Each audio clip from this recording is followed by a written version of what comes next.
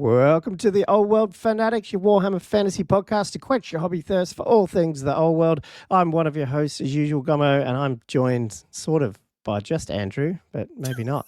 A bit later. How are you going, mate? Yeah, good. I feel like we're missing somebody, but it's about to. Yeah, he's about to grace us with his presence. Yeah. If you haven't seen by the title of the YouTube video or the podcast audio thing, this is actually a very special episode. God, what did I call it? The Warhammer Old World Aussie podcast crossover. So Andrew and I are actually recording this the day after doing that, just to give the normal, patron shout outs and all that sort of stuff. But you guys are in for a treat. I think it's close to 2 hours of a lot of good Aussie old world, what do you want to call them? Not, I won't say celebrities, but people. I don't know. What is it like? Well-known Aussie commentators. That's the popular word. Yeah, sure. Trying to think of, not bloody, yeah.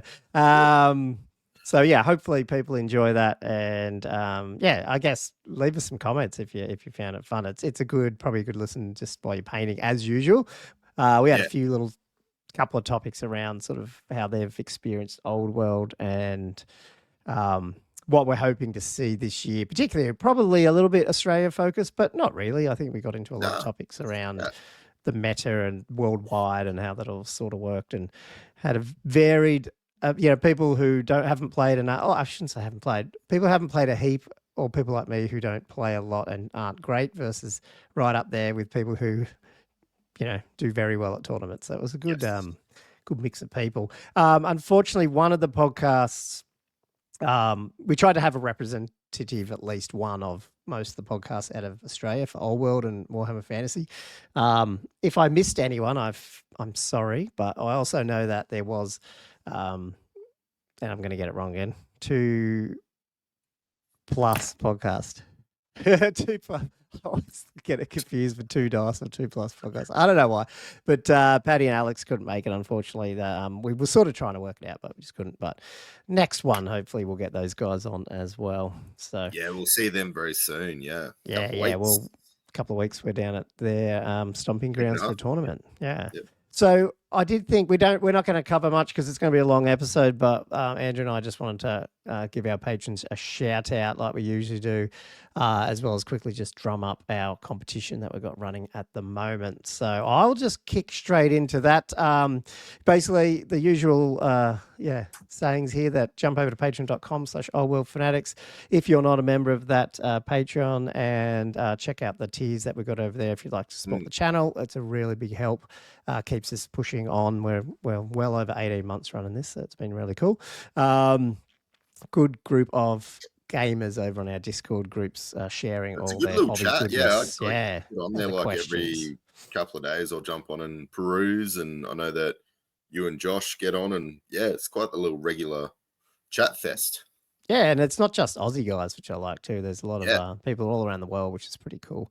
You get to experience, what they do, and generally they send us questions.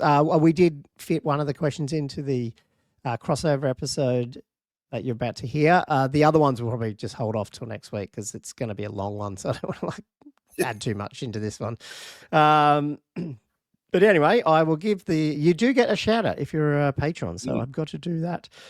So I'll run through that. We've got a big thank you to Nick, Gran Van der Bosch, Chris Bowler, Drunken Hammer, Nate, Ben, Shooter Louis, Eugene Chaffor, I got it wrong.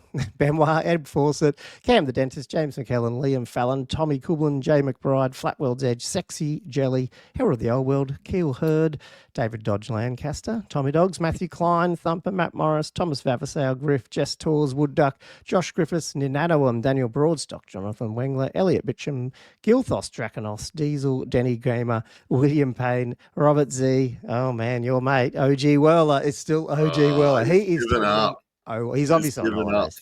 Obviously on holidays. We know it's not Josh now, so, Oh, hang on. But you know what's funny? Tainted. Tainted? Yes.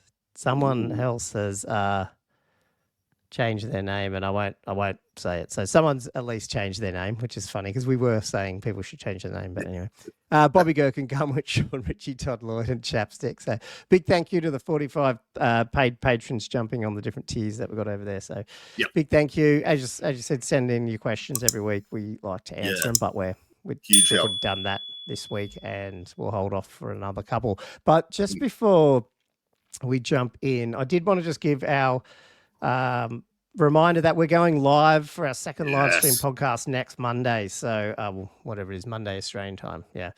So I'll get that up on YouTube so people can actually know the time in their local time. But we are going to do a pick of the best basically comment in this on this video, which is our Throne of Skulls ticket giveaway. Chris Bowler, one of our patrons, has gifted us a ticket to Throne of Skulls to give away. So if you're over in the UK or Europe and you can get to Nottingham 22nd February and you haven't thrown your absurdly underpowered character with an overpowered magic item, really, in the ring here in the comments of this video, watch this video and throw it in there, because I will admit there's not that many in there, and so you've got a pretty good chance getting 100. Send it to your mates. 70 think your mates might go. Send it to them. Yeah, exactly. Share it, send it in.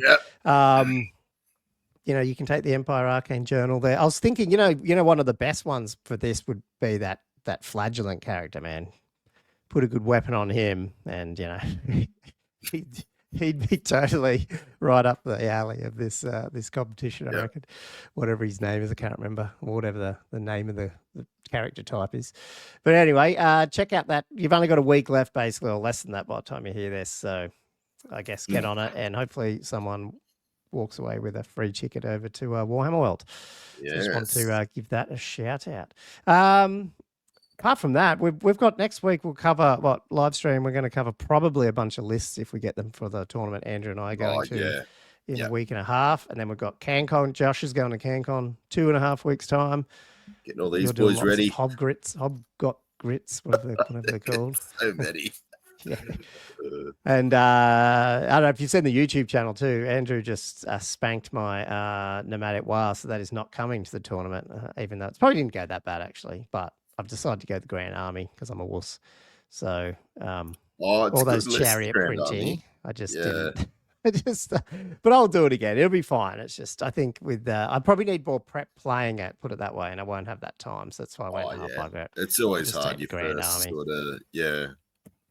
I mean, even the discussions that we had last night, which are going to happen in a minute, feels like our original thoughts around Old World are coming sort of full circle now, where you're seeing a lot more almost infantry Death Stars as a way to just hold on to your points, you know, and it just seems a little bit like that. If you just got everything too small and easily taken off, it's can be a problem, especially in these type of the scenario pack that potentially is we're playing on. So it's interesting. Cool. Anyway, should we jump over to the world's first ever Warhammer Old World Aussie podcast crossover with a bunch of, at least, I think there was 8. Was there 8 of us? I think so. Anyway, we'll let enough talking from me. You'll see us on the other side of this transition. Welcome to the very special and first of its kind Warhammer Old World Aussie podcast crossover. I'm one of your hosts, Gomo, from Old World Fanatics. I've got a bunch of other hosts here. We have a lot of big heads in this room. A lot of cooks. A lot of cooks in the kitchen. So I am not going to introduce them all, but hopefully you know all of them. We'll just go around. So obviously I'm Gomo from Old World Fanatics, and we've got... Josh, also from Old World Fanatics. Andrew from Old World Fanatics. Stop. I'm Bucket, aka Alex, from the Rank Bonus podcast. I'm Danny from the very well-known YouTube channel, Danny Paints. Adam? My name's Adam. I'm from That Old World channel. G'day, I'm Nick. I'm from the Dwellers Below. And g'day, I'm ASB, or Angus, and I'm from the Old World of Oz more recently, but also the War Dollies podcast. Awesome. Cheers, man. Yeah, I was wondering if ASB was going to introduce himself because the old war dollies. You're still sort of going, but you I haven't released an Old World episode yet. I've got too much stuff that I'm doing. Children changed the amount of time. Don't worry, I threw Nick under the bus by calling out my own private YouTube channel, not even the Dwellers. I picked up on it. But I was wondering what was happening. It's better content. You've got more subscribers than we do, so. Like 2 more. What I wanted to have happen there was for Nick to just make up his own YouTube channel and not mention the Dwellers. And I thought about it. I genuinely thought about it. There would be like 2 pieces of hate mail, maybe. I love it. Well, we decided it's first of the year, at least for Old World Fanatics podcast, sort of for the year. I don't know if you guys. Has anyone else here got? Anyone else got an episode out this year? Maybe Old World Charm. Did you get one out last week? We did. I don't know. The Arcane Journal, Empire Arcane Journal. Yeah. Well, I actually might have. I think it dropped before this year. I think it dropped like the last weekend before. So no. Yeah. So we just when you do one a week, you start running out of ideas. So I thought it was easy just to get all you guys on and we just have a chat. Everyone seems to be doing these hobby goals and wrap ups and things for the year. So I thought let's just get all the Aussies in a room. It's easier, same time zone, and have a bit of a chat. So I'm not really running it, but and Adam said he'll take over if no one talks. So I like that. I will expand to fill the void. Yeah, awesome. I don't know. Where do you want to start? I thought starting with just reflecting on everyone's experience. We've had a year now of Old World, especially in Australia. I'm sure you've talked about it on your other podcast, but it'd be good just to give some listeners some painting time and chat about that. I don't know who wants to go first. I'm keen to hear what Danny's been doing with his channel recently.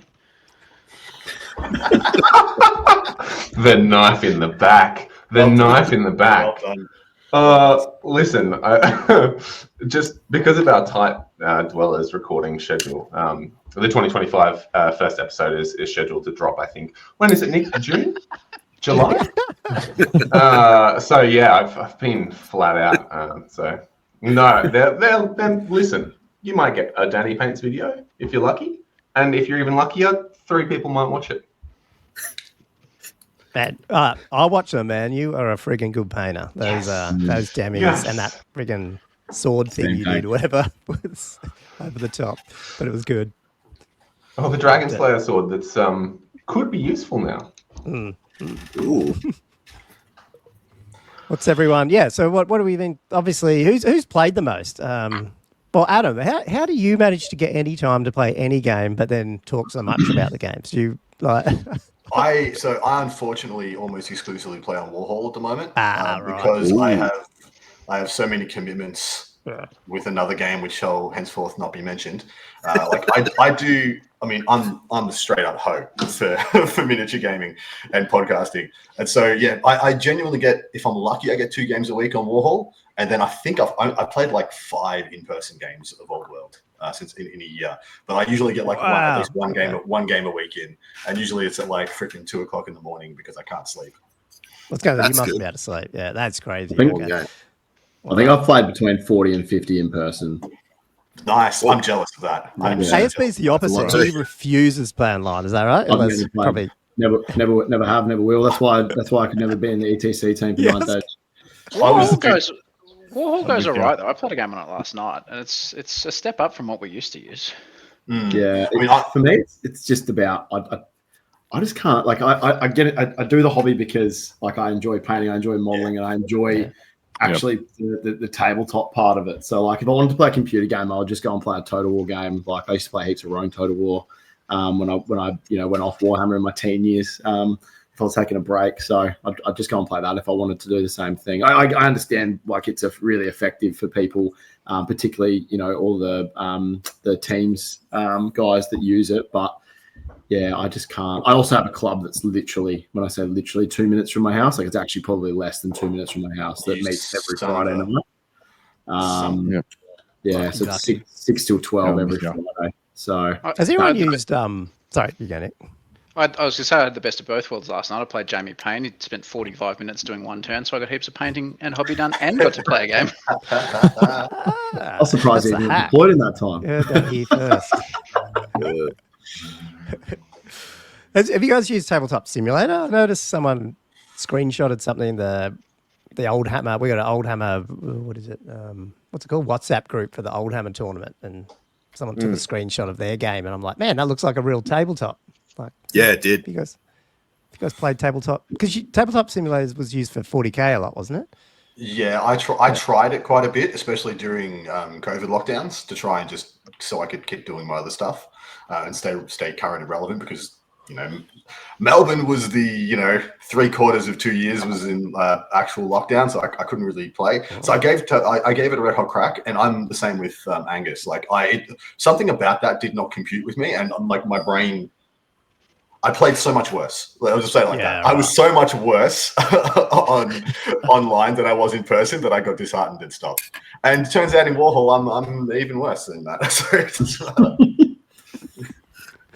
Oh, you got to do what you got to do. I probably would enjoy one thing, which is people actually wheeling properly, though. Yes. Yes. Well, I mean, the Old World is like an extremely imperfect game, like because it takes so much personal onus on doing things correctly. Like it's probably not a. You could do a whole podcast topic on this. I'll help you out here. Like the imperfect. Let's go. Can you play a perfect game of Old World, or will you always have like overwheeled by 1 millimeter? Will you always have like done something to make it incorrect? And you actually will, and it doesn't matter. It's fine on a chessboard. Yeah. No, I mean, technically, no one. If anyone uses a movement tray that has a lip, no one will correctly. Correct. Even if they wheel off, even if they put a finger on the corner, because they're technically like, So if you've got if you're like Jaden Bredhauer, who uses he has no lip movement trays. He's got magnetic to the point where he came to one of my tournaments that I ran for Sickhead, and I was like, mate, do you want to borrow some movement trays? He's like, oh no, they're all. And I was like, oh, you cannot tell they're actually on trays. Or you could drill a tiny hole in the very corner of your lip and then use like a metal, like a needle, to actually pinpoint exactly where you wheel from. I'm going to do fucking that.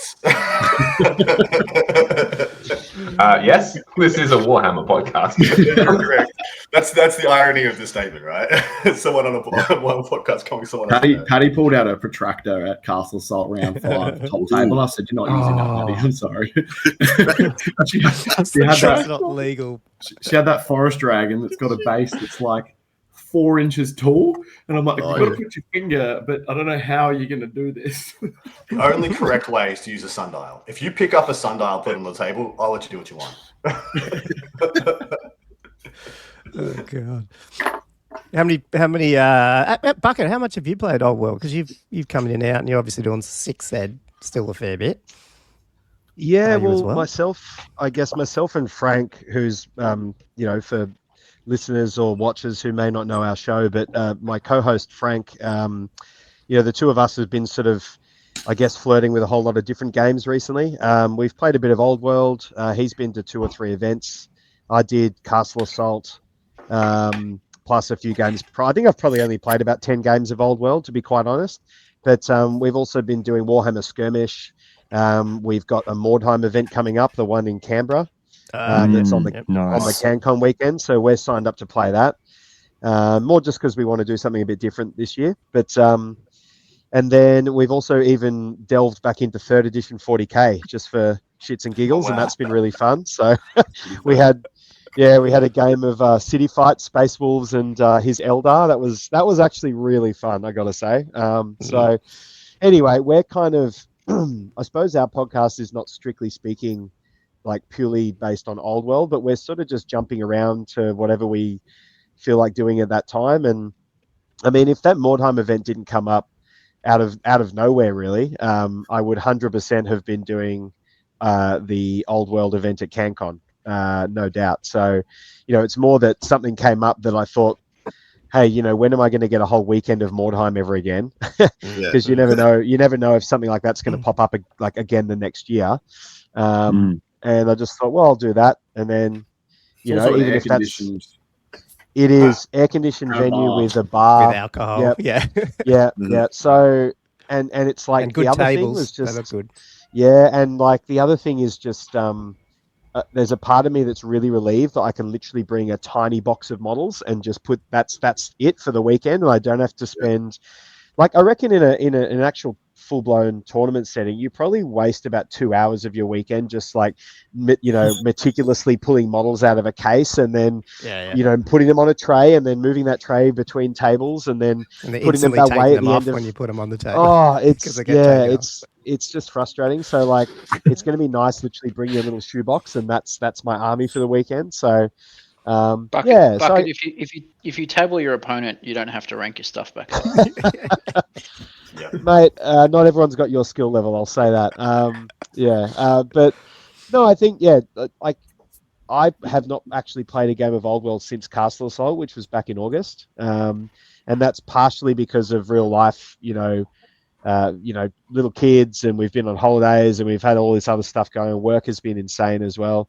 And then on top of that, it's just been, I committed to doing a narrative event with Frank, and we've had some fun playing that. So that's mostly been Warhammer Skirmish. So it's just like, the itch will come back again shortly, and I'll be playing some more Old World. But for the moment, it's just like, got Mordheim coming up in a few weeks, and just working on a few different hobby projects. But nice to be on the show with you guys. That's awesome. How's the Melbourne scene seems to be picking up though, guys like Nick and Danny. You guys obviously went to that. Was that a CanCon? What? Like, was that Nick ran you guys Axmaster. Yeah. 2400 as a CanCon warm up, but the CanCon pack wasn't yet out when Nick ran the event. And so it was sort of like 2,400 points. We'll try it. And I think that was the third Old World event in Victoria, even. Yeah, maybe. Yeah, there was meant to be one in September or something like that, and I think there'd been some people sign up, but they had to cancel it for one reason or for whatever reason. So we were like, we should probably put our hands up and get an event going to replace it, because otherwise it wasn't going to be an event between like July and probably March. And then you ended up with 2 on the one weekend, didn't you? But the other one had to cancel because of your one. I don't know if they cancelled. They were just kind of running it because they were running an all systems sort of convention. So they kind of just put their hand up and say, we'll chuck an Old World event on. But credit to them, they very much were like, hey, we know Axmaster's running. You should go to that. It's just if you happen to feel like coming along. Did you guys find 2400 went much longer, or was it? Did you do 3-hour rounds or 2 hour 45? We did 2 hour 40s just to fit 3 games in one day. That's categorically not long enough. I think the game is complicated and takes a long time to do stuff, and because there's a lot of measuring and there's a lot of arguments about Danny's wheeling wheeling during charges. Is everyone finding that? Is everyone finding that, like, the game in general?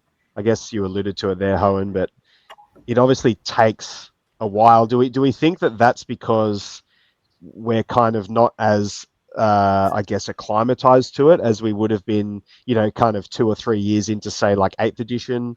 Or is it more that it just, even like a year or 2 years from now, it will still take that long because it's just a more involved system? Like, what do we think?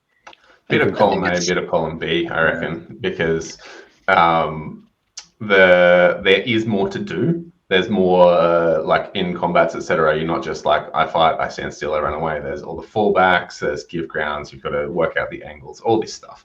But also, there are as we all know, vast swathes of the rules that are not very clear. What do skirmishers do in almost any situation ever? Who knows? Make it up.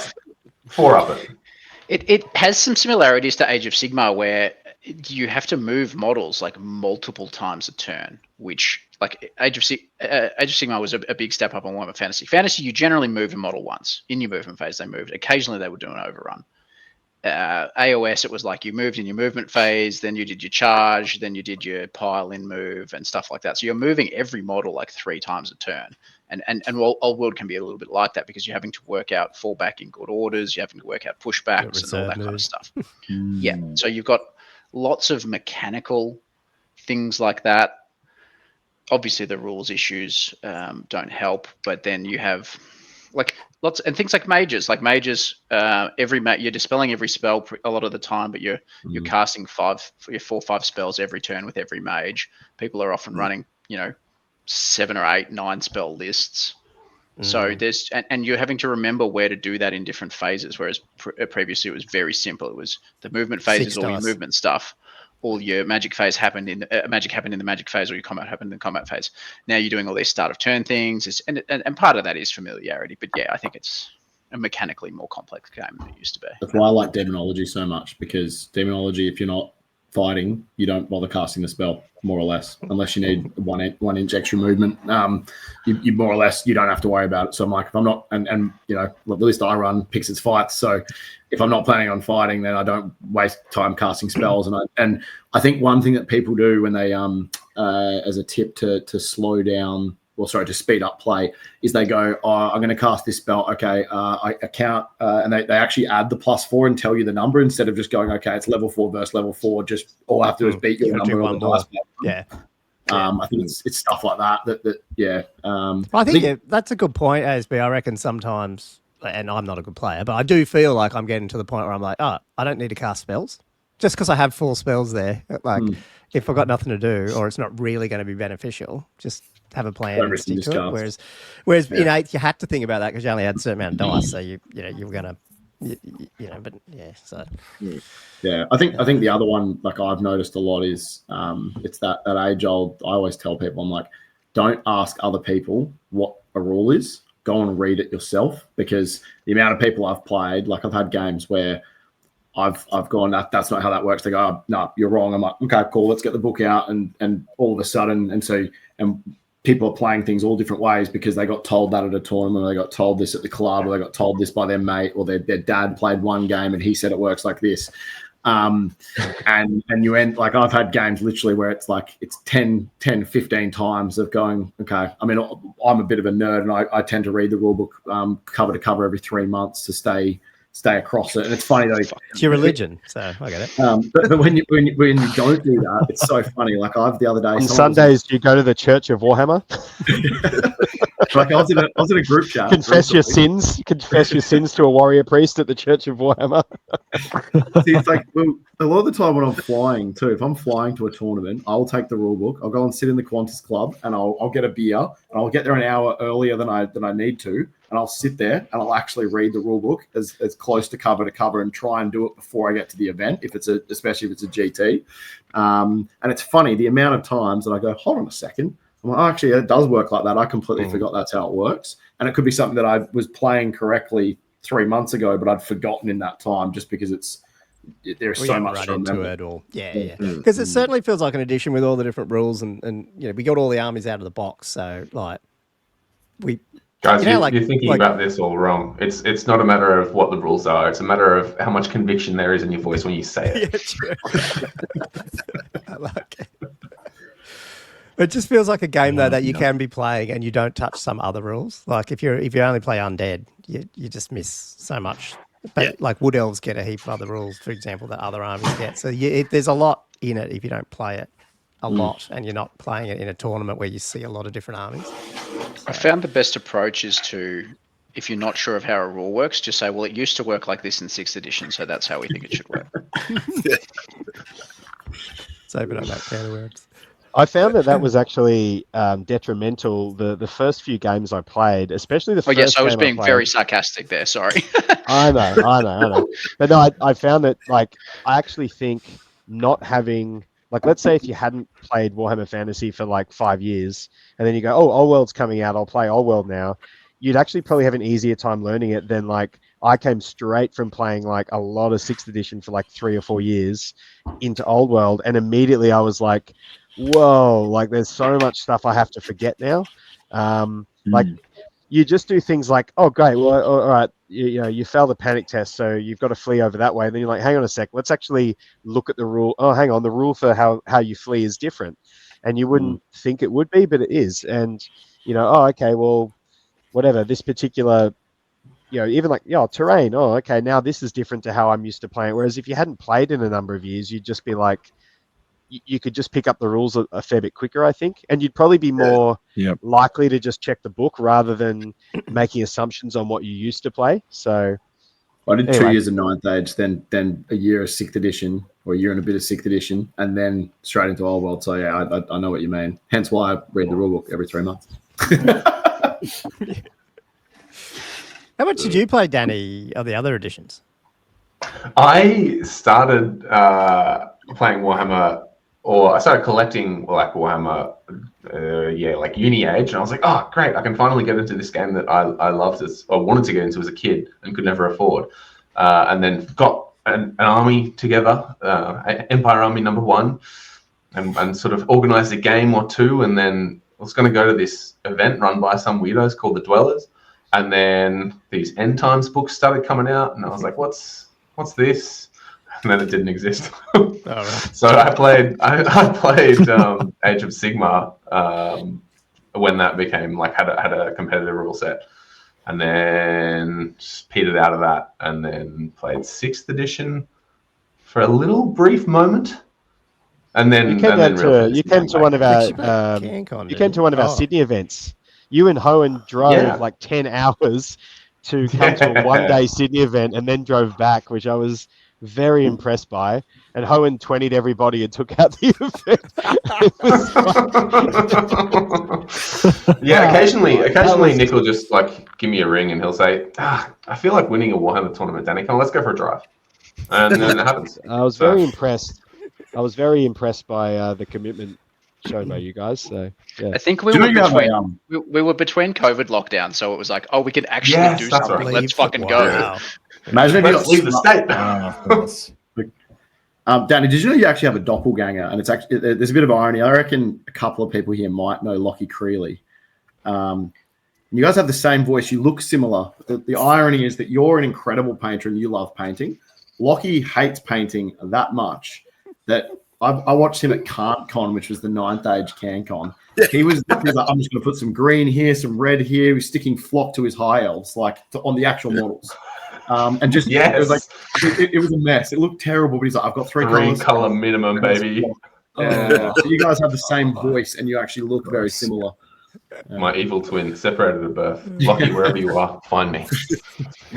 I feel like this Old World stuff though is seeming to bring the people from different communities back. Like there's a bunch of the old 6th Ed people who sort of dropped out, didn't play 8th as much, and then there's all the 8th crowd, and then there is this newer crowd that played AOS or they heard the movement in Melbourne is you know all about it, especially you up there, Josh. Yeah, the movement in Melbourne, the cool kids are like, fuck you, Old World. 6th edition is the best. We love 6th edition. It's perfect. It's the most balanced game. All the other editions suck. And that's why we have 3 Old World events. 6th edition, so notoriously balanced. That's actually great. It's the most flawless game. Probably the most balanced out of all of them, in fairness, having played it recently. I still think it is. Man. I can only claim it's more balanced than 7th, but it's more balanced than 8th. I didn't play 5th, but I don't reckon any of those ones back then would have been anywhere close to balance for tournament play. Not 7th edition rule set is actually excellent. It's just the army books that I think 7th edition was the best rule set they ever made. It was just the army book, the power creep after Vampire Counts came out that killed it. Does anyone actually? Sorry, Adam. 1 sec. Just one question before we move on to this. Talk over Danny. Tournament. Does anyone know anyone that has gotten into Old World, like as a new player? Because I swear it's just people that used to play fantasy. As in having never played like rank and flank before. Yeah. I know of one person who attempted. I don't know if they're still I don't know if they've got an army together. I don't know if they ever played a game, but I know one person who thought, yeah, this is sick. Let's go. I'm going to go buy some stuff. Hence why it's a specialist design studio game. And not there's a few people in Queensland. That's sick. Okay. Awesome. Yeah, there's a few in Queensland. To be honest, Queensland scene's pretty there's a couple of sort of hubs where you've got regular, you've got Irresistible Force, like Gav Clark used to own. They've got a group, and they will get anywhere between, I don't know, it could be 3 games one Thursday, but then the next Thursday they could have 9 games going. Like That's our club up the road, you've got. We're North Brisbane. That's South Brisbane. We've got. I mean, we could have any. We had a campaign going, and we had a couple of weeks where there was 10 tables going on a Friday night. Wow. Cool. So yeah, I mean, our tournaments have there's a 2-dayer in Toowoomba. For those that don't understand the geographical location, you're talking it's about an hour and a half from Brisbane. That's sold out in 4 hours, 20 players. Yeah, That's cool. good. Yeah, you guys are Yeah. doing well. Wow. Yeah. A lot of untapped potential in the Toowoomba region for wargaming, I hear. I mean, admittedly, most of the guys are traveling up there. I think there's only 4 guys that actually are from Toowoomba, but so that's sold out. I mean, sorry, you go, man. Where are my gronks? Ah, Where are my No, gronks? I can't enjoy Old World tournaments without my gronks. Never mind. They'll be at CanCon. They're not playing Old World, but they'll be at CanCon. Yeah, those guys playing are. Kings. Are they playing Kings? A couple of them on I think- Kings. A couple of them just Oh, coming to drink. Malifaux. They played Malifaux a fair bit, didn't they? I know Kakwa was, but yeah, I think those guys are fairly like. I don't think you'll see them playing any GW games again, to be honest. But They're burnt. Mm. oh, I think so. Yeah, I mean, I think they've just got other stuff they want to play and whatever. But All right. Max Anyway. has settled down. He's married with a kid. yeah, If you can believe that. If there isn't a pile of like hungover gronks lying on the doorstep of my event, I don't want to go to it. When I rock up, it's like, Or even worse, under the tables inside, and you don't know how they got there. But my question to this illustrious panel is: we have the first year of Old World in the books. I only played 2 other editions of Rank and Flanks of Fantasy Rank and Flanks. How does the first year of Old World compare to the first year of other editions? That's a good question. That's a good question. It's probably up on the first year of 8th Ed, because the first year of 8th Ed, almost the Was entire it tournament scene when it started playing Shit War show. Machine. Yeah. Well, Wow, dude, was it that bad? Was it just when they went, that's fucked? Some of the like the Eighth Ed was like a. yeah. everyone had Eighth to Ed was- double the size of their armies. Everyone's just like, fuck this, and went off elsewhere. Eighth Ed was like a full blown like sort of rebuild almost, because you had, like a huge amount of the guys that were effectively running the tournament scene, pretty much within a few months of 8th Ed, just decided it wasn't for them. Yeah. And it sort of, there was a bit of a kind of drop off, and all of a sudden you went from like the same kind of like 10 people winning almost every event to then all these random names, like all these people I'd never heard of before start winning events. And that's because, you know, you had quite a lot of the upper echelon of like tournament players had just left. And yeah, but pretty much it the wasn't whole- Would you bad argue thing that because, 8th was a better tournament game though, in terms of its, in terms of the speed and the measurements It was and the it articulation? was definitely a more if you know what I mean? popular game. Like, and the Australian 8th Ed scene was massive. So it was interesting in that there was this huge drop off. Like the entire ETC team basically went to play War Machine. A lot of the like TOs, particularly New South Wales and Queensland, Victoria held pretty firm, but New South Wales, Queensland, almost all of the big TOs and all of the big players went and played War Machine, and then within a year, it had come all the way back up again, and it just all these people flooded in. It was really quite bizarre. Was it more popular than Peak's 7th edition, sort of 06 to 08, 09, when you had 7,000 ranked players though nationally? I don't know if it was more popular. I think it was at least level with it, but yeah, okay. I thought it was a bit like maybe half of that. I think certainly Victoria was having much bigger, or certainly bigger events in 8th than it was in 7th. I know, like, because Victoria one. Yeah, see, we had in Sydney that we had a big drop off in the sense that back in the 6th and 7th Ed days, we had the DogCon event, which was like, that was a 200 player event every year for like 5-6 years straight. Because I went to a few of them and it was just a massive, massive event. And then I think partially the reason that stopped running was because the guys that were running it didn't want to play 8th. And the other reason I think was something to do with the venue. The venue was being like bulldozed or something. And then like that, it was hard for them to get another venue for the same sort of costing. Like it was something to do with that, and that just kind of stopped happening. So then a few other, like I think Castle Stolt had maybe just popped up around then, but that kind of still was in its infancy. And then there was a few other events that, like Moab was maybe like 40 players, but like nothing compared to like a 200 player event every year. So then I think a lot of the Sydney-siders started to travel to events. So we started, I mean, most Sydney-siders that I knew through the tournament scene didn't really go to CanCon because usually DogCon was on around the same time and it was like in our backyard. But then once DogCon sort of disappeared, everyone starts going to CanCon, and then, started going to interstate events a bit more. So maybe it was a good thing in that sense, because maybe it meant that people that maybe were only staying in the Sydney scene were then starting to kind of go off and do other events. And there was a bit more like pollination of events, I guess. But we had the big four in 6th and 7th ed, which was Convic, Oktoberfest, so Victoria obviously for Convic, Oktoberfest for Brisbane, DogCon for Sydney, and then CanCon for, and all of those events would get at least 100. Convic was probably the lowest. Oktoberfest was probably the lowest of those. Then it was Convic, then it was DogCon, and then CanCon. And they were kind of the big four. But see, like, to answer that question, like I played like no practice games of 8th ed, went to one day out, and I was defending champion for it, and I came like 5th to bottom because it was a completely different game, and I was like, this game sucks, and I literally didn't play anything for 10 years.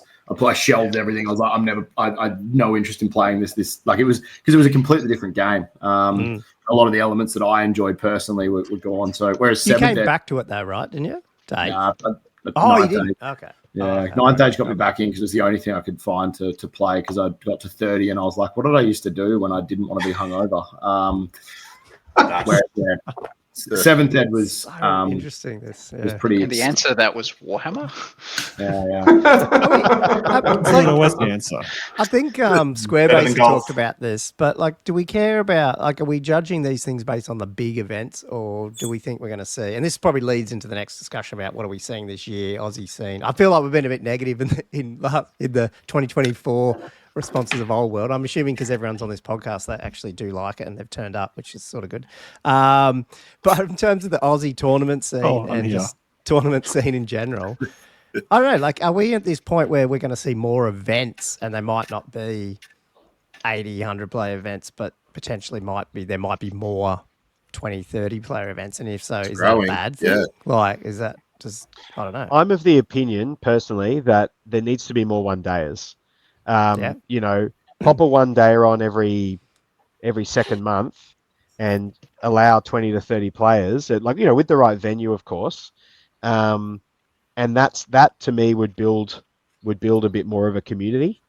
I still think there's a lot of, like, I don't know whether, not so much fractured communities, but I feel like there's all these little pockets. That's right. And there's people who probably play in their little, maybe at like their local game shop, and maybe they used to play fantasy 5-6 years ago, or maybe a few of them have, and there's a few newbies and whatever, and they might think, oh, whatever, and that there's no kind of knowledge of there really being like kind of a bigger community out there. Although it should be easier these days to find a community with Facebook and with social media and all the other bits and bobs, whereas Old World in the mid 2000s that wasn't so much the case. But but you had a centralized location in the mid 2000s and the early, which was Warhammer AU, which I think that, to be honest, is something the community really is missing, is that central. I'm in so many group chats. I've got 4 different Discord servers.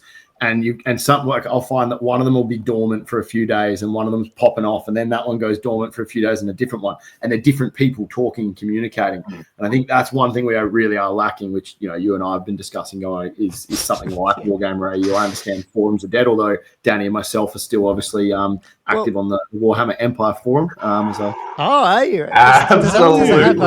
it have an actual SSL certificate yet, or is it still just you probably that's Warhammer Dash Empire? Is the Village Idiot still kicking around? No, We're going to go back to hasn't posted in years. Jimbo needs a home. Somebody give Jimbo a home. No, don't give Jimbo a home. We're gonna open a GoFundMe for Jimbo. How can he troll people if he doesn't have a home? Keep him out of my Warhammer Dash Empire forum. Some of the trolling that used to go on a Wargame Radio was absolutely classic. I remember a guy that would always put up sort of lists that were like, he'd go, oh, do you think this would be suitable for like DogCon? And everyone would go, no, that's filth. And it was like Southland skink list or whatever, which was brutal. And then he got into a proper row with somebody and ended up getting kicked off for a few days, or they kind of blocked him for a while. And then he literally signed back up with a different username the same day, but with the same picture. And they realized very, very quickly, because he started posting the same lists again, and they realized very, very quickly who it was, and they blocked him again. It was just like, I don't know, some of the I don't know, some of the antics that went on in these places. But I suppose that still happens on the internet regardless. But it was just, I don't know. I remember everyone kind of knew who each other were. It was very funny. But, there is Oz Tabletop. I mean, we've been asked to give this a shout out. We've tried to do it on some podcasts before, but oztabletopgaming.com. I don't know if you guys have been there. Like, it's a forum based. It's not exactly the same as Wargamer AU, but I guess it's trying to be a bit. But again, I don't know. I don't know if forums will survive. It sounds good, but it's also forums are for old people. They won't survive. Yeah. Speaking of back to what you were talking about before, Gomo, about small events and big events. It seems like it reminded me. It seems like Ark is trying to put a little flag in the sand of events in Victoria, which is really cool. Because last year, they've been to 40k tournaments since forever, forever. So I don't know what's Ark. Ark is a 40k, long-standing 40k tournament. Andrew, used to be called Arcanicon, yeah. Right. Arcanicon. So it's called Ark 40k now, or was called Ark 40k for a long time, and now they've rebranded to Ark. And then they've got like the Ark Open, which is a painting contest. They'd had Arkfinity, which is an Infinity contest tournament. Sorry. And it seems like just from their online presence and sort of what they did last year, that they're trying to plant a flag in the Victorian scene and say this is going to be the event, because they have a massive venue down at Sandown Racecourse, and we'll be running Old World this year. Yeah, it's a bit like Simon Vickers in Adelaide with Uprising. Like I think he used to run a little offshoot 8th edition, like 6 or 4 to 6 player event, just because he wanted to play 8th edition, because he runs that massive 40k tournament. So I'm actually going to Uprising, not CanCon, just because it's 2 days instead of 3, and I'm from Adelaide originally, so I've got free accommodation. running scared.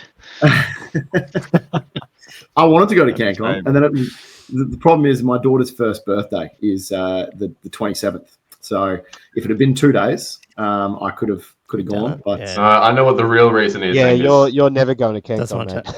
You can play the new Empire book at Uprising. That's why. No. Well, it's not out still. So, yeah. That's the same weekend, isn't it? Yeah. It's the same weekend, isn't it? Yeah. I would say as well, right? I'll send you my copy, mate. And you can another reason why I feel that one day is, I suppose, a kind of a good way forward is that if a game like this is attracting a lot of people back into it, like who used to play it 5 to 10 years ago, most of us are in our mid-30s with kids. So trying to fit in, like, I reckon I can get away with like 2 kind of proper weekend tournaments a year, and that's basically going to be the CanCon weekend and Castle Assault weekend.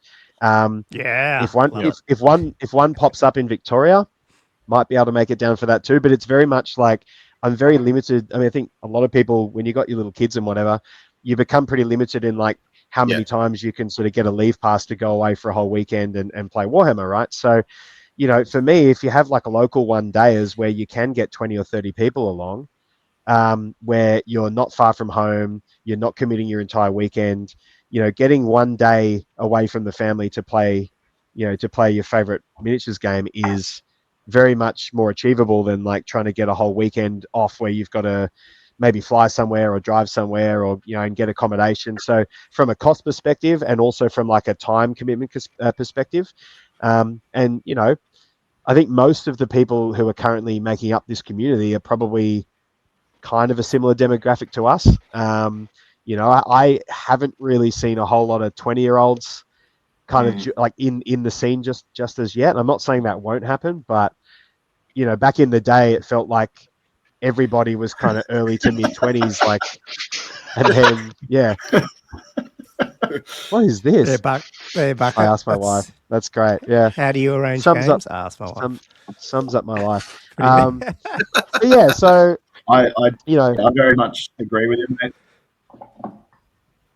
Who was that coming from? I very much agree with you. I think I think if we get to the point where you have one or two marquee 2-day events in each state, and they're all coordinated so that none of them clash with the other states, and that way people can pick and choose when to travel, and the rest is made up of 1-dayers. But I think that's where you can start getting cheeky with how 1-dayers function as well.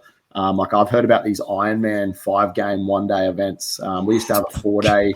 Sorry, 4-game ASB thing for sure. Oh God! Yeah, we used to have a 4-game 1-day, which was 2.5K in 6th, 7th, and 8th edition in South Australia, called Southern Impact, and so that would start at 7 a.m. and it would finish at 7 p.m.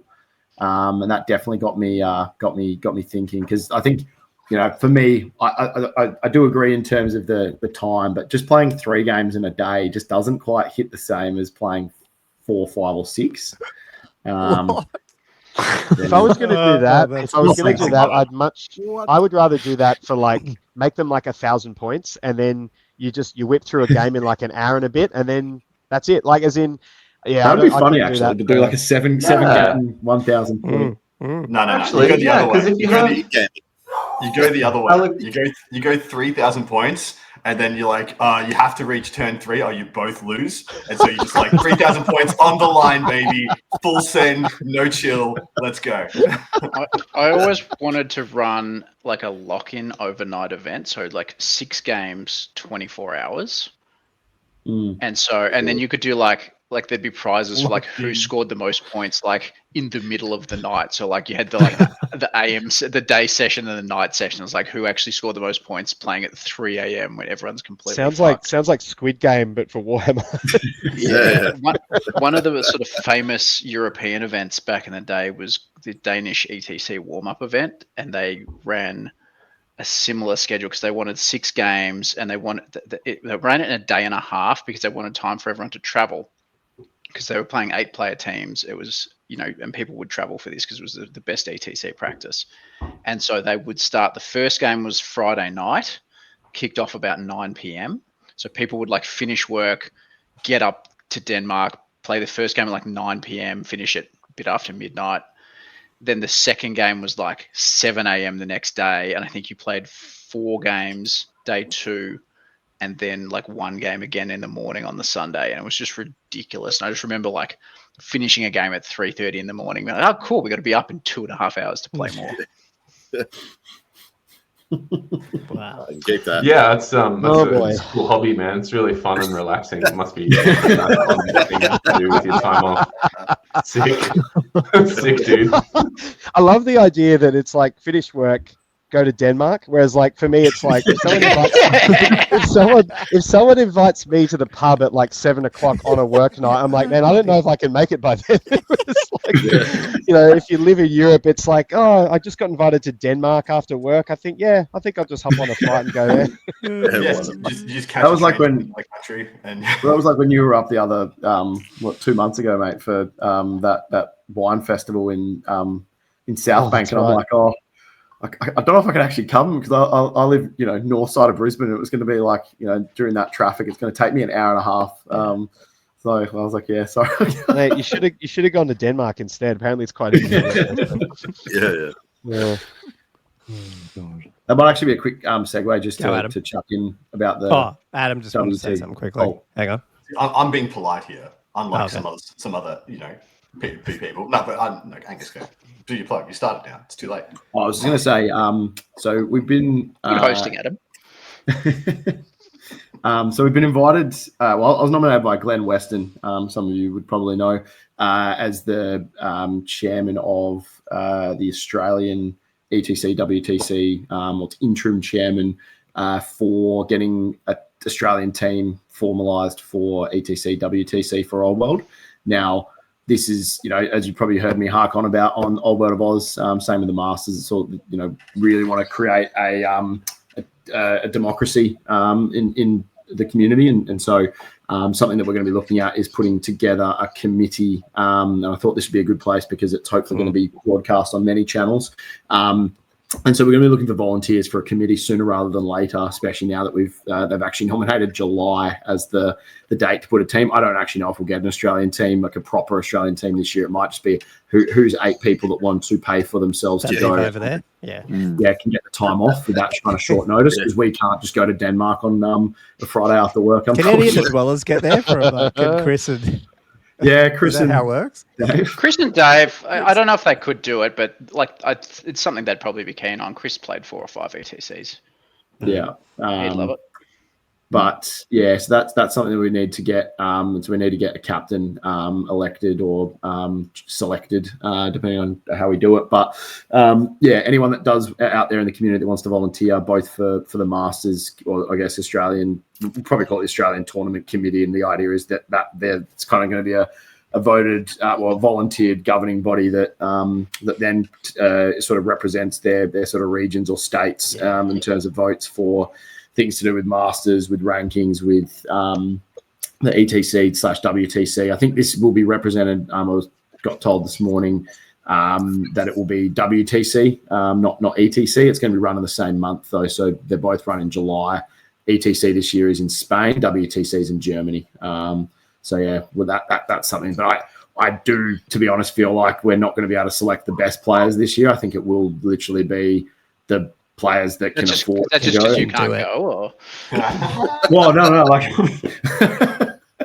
I mean, obviously, if there is, like, we'll go through the proper selection process, but I just get the impression that we might struggle to find the 8 best players in the country that can actually get the time off and obviously pay for it at short notice. I could be wrong, but that was my.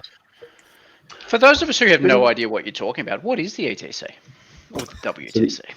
ETC. What's that? It's like W2. It's like WTF. It's a bit more polite.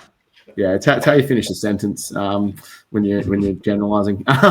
So the ETC stands for the European Team Championship. It's usually the biggest teams tournament in the world for Warhammer Fantasy. It has been in the past. I don't know how it competes with some of the other worlds for 40k and AOS in terms of size. I know they have both of those systems.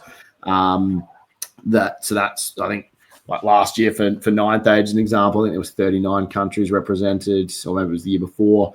I don't know I don't really keep tabs on the 40k or AOS numbers or anything like that. WTC is an interesting one where the European Team Championship is almost like the World Team Championship, whereas the WTC has traditionally just been teams from Europe. It used to be a 5-player event, 5-person team event. It is now looking like it's going to be 8. And so they're kind of almost the same thing, to be honest. It's just, and they're both held in Europe, pretty much. I don't know if they've ever been held in any of the Americas, but so it's teams events, To give it real world context, it's basically a World Cup of Warhammer, isn't it? Yeah, basically. Yeah. And so it's 6 rounds. 6 rounds, 2 games per day. You get paired up with another team, depending on a similar ranking to singles, and you then go through a pairings process where you'll play your 8 players will play their 8 players. And your captains will be trying to get the most optimal pairings with your lists. So it's essentially representing Australia. Just unfortunately, I don't get paid like some of our cricketers and rugby players. Maybe another 50 years or something. Yeah, potentially. Well, yeah. This is what we're all here for. Trying to make. Can't wait till Warhammer's a professional paid sport, huh? Either that or we're all going to be 50, 60-year-old retirees playing, so it's fine. I don't care. So. Yeah. I mean, at least you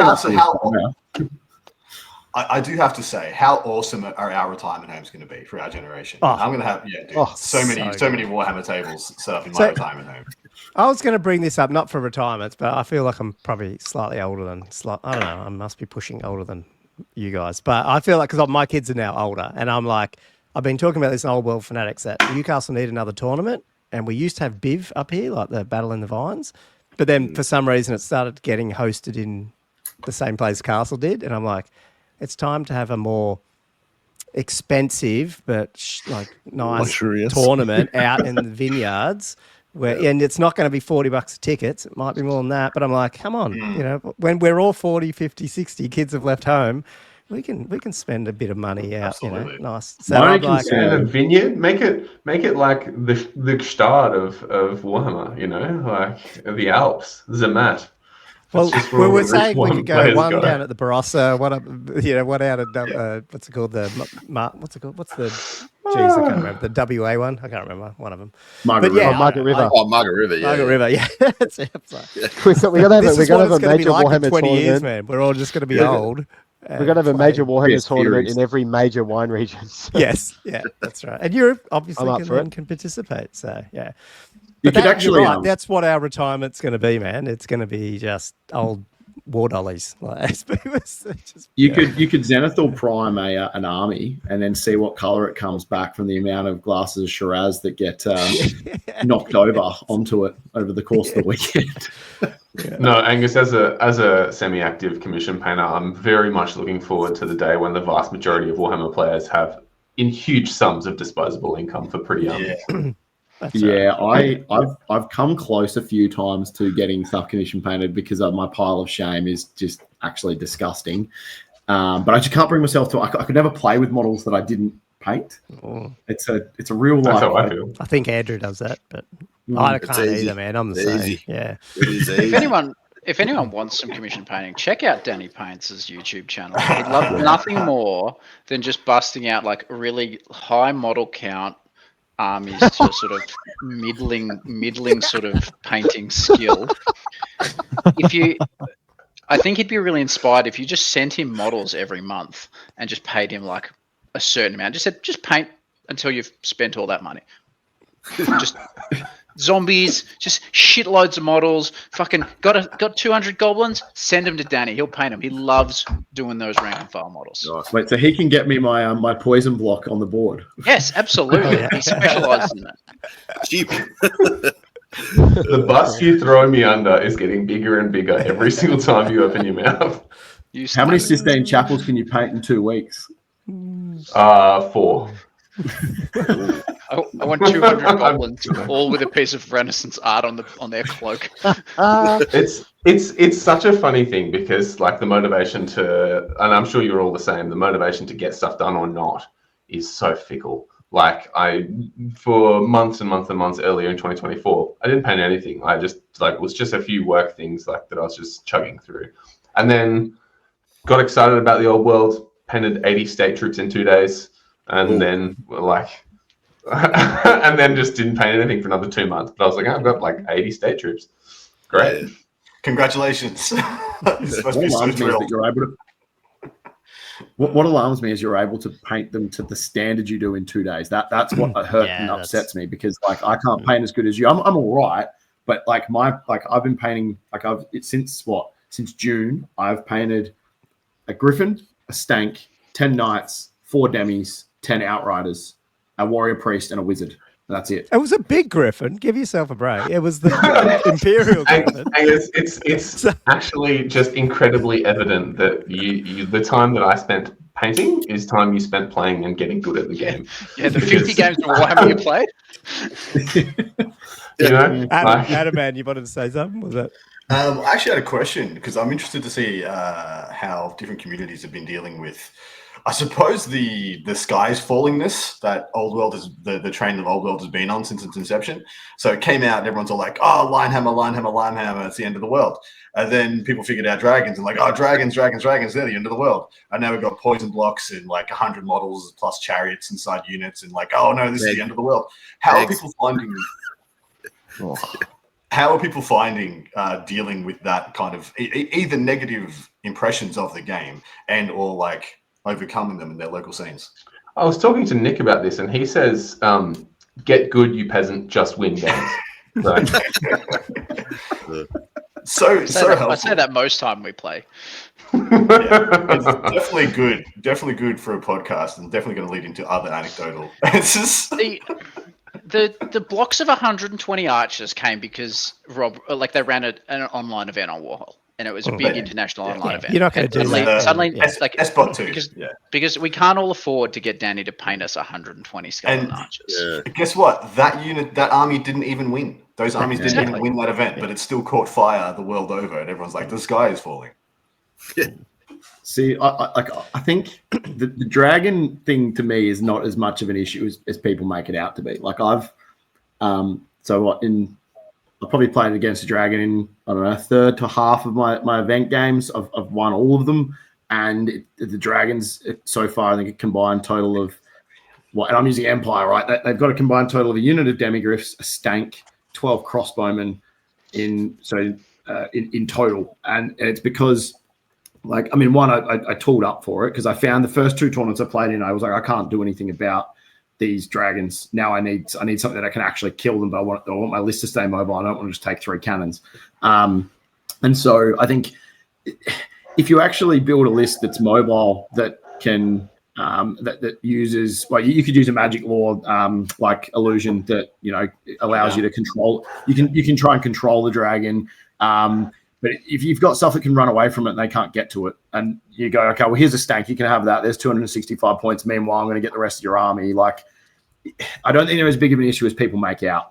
Yes, you might not be able to kill the dragon, so you might not be able to get the 20. But like, I killed a Chaos Dragon with a double save. It took me till the 6th turn at Castle Assault, and it was the Chaos Dragon, 10 wounds.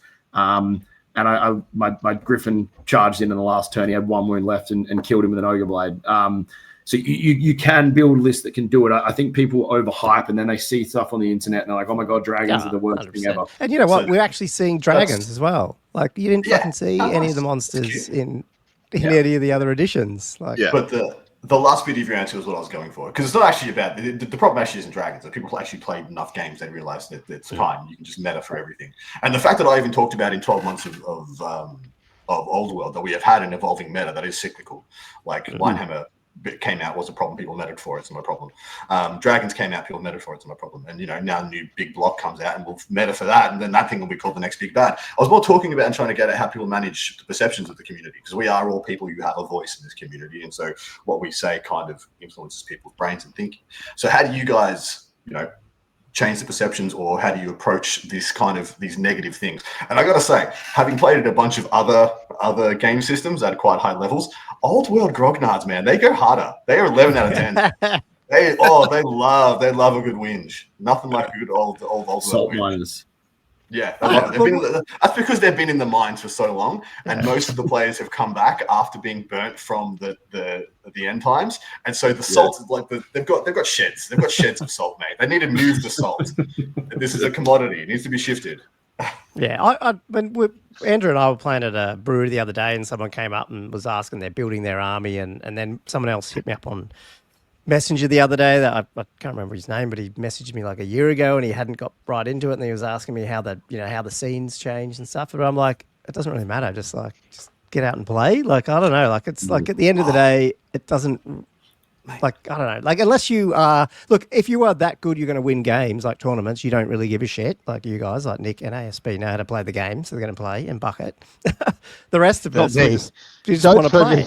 Don't throw me into the kind of the tournament winning sort don't of put your expectations on bucket. He doesn't need that kind of pressure.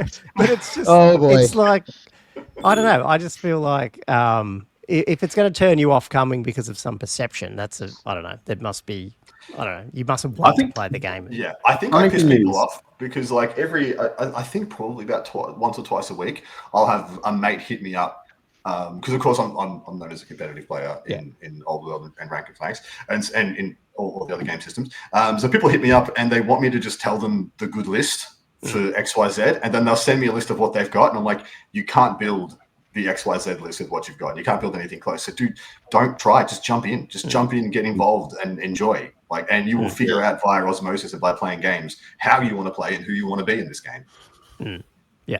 And also, I think you're absolutely right, Adam. It depends on the perception, and like you're right. People that talk on podcasts have probably a bit of a responsibility to not be too doom and gloom about it, because, like, I, for one, definitely haven't played enough games for a meta to matter. Like, like I've played, I think, 15, 16 games of Old World, like, you know, and 5 of them have been against, like, or 3 or 4 have been against 2 or 3 people. Yeah, so my meta is what Danny's using, because that's what I'm playing against. Yeah. Like, unless you're ASB and you've played 50 games, like, you don't have enough data to be like, oh, this thing is oppressive, or this is definitively better than this. Yeah. So I can give you a prime example, because it also matters on the player too. So I've played 11 games in my Empire. I've won 10, drawn 1. The draw was against the ogres that everyone is blasting and saying they're terrible and all that kind of stuff. It was a really, really good list, and Kieran McPartland's is a good player. Yeah. He's a legend too. He's a really good dude. But do you know what I mean? Like, so like that's a prime example of, like, you know, in that I've played against a Dark Elf Dragon list. I've played against a Chaos Dragon list with the double Zench Wizard. 7 demonology spells. Missile Bunker. I've played against a dirty Tomb King poison block with 48 poison archers at Castle Assault too. Hey, shut up. I just love enough skeleton poison archers. I love that's a thing, because Tomb Kings get to say that's the only archetypal list that didn't change from 8th to. They can just bring their Kaleidor list back out from 8th edition. They're good to go. Yeah. That's so funny to me. Still not building skeletons, horsemen. Yeah. Actually, I just want to jump in, because I want to add a question from one of our patrons, because it's very much on this topic about the meta and what your experiences internationally is of how different is the differences between countries when it comes to meta approaches to the game and stuff. And I don't know, for the couple of you guys who are plugged into the international scene and we're talking about meta and stuff, like, is it different? Is Australia just different? Like, because, you know, I haven't really ran into, like, the crazy, like, wood elf avoidance, you know, 5 pillar of fires, fires, you know, like, but I mean, is that just Australia? Is it not? Like, and even like the lists I've looked at, I go, oh, there isn't, you know, 5 wood elf armies here with 5 pillars of fire. Like, it's like, I don't know, are we just doing something different? Or, and Adam, you're probably better than the rest of us to answer this. Like, is it different? Is internationally different? Geographically, there is a lot of geographical nuance. So I'll say this for Australia, for another game system, and when I was very active in the 8th edition, people used to say similar things then, is Australia produces what we call more faction specialists than, like, anything else. And most of that's because, like, the dollar to chase the meta in Australia, when you invest, you have to invest way freaking higher. Although 3D printing is a thing, you know, printers go burr, and all of a sudden you can chase whatever meta you want. Look, I need 9 Pegasus Knights. Cool, I got them this afternoon.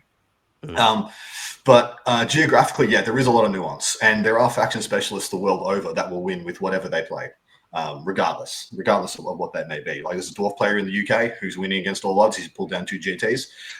You know, freaking dwarfs with Royal Clan dwarfs into very predatory metas, very predatory matchups. And, like, I watched some of his content. That's Dwari After Dark, if anybody's interested.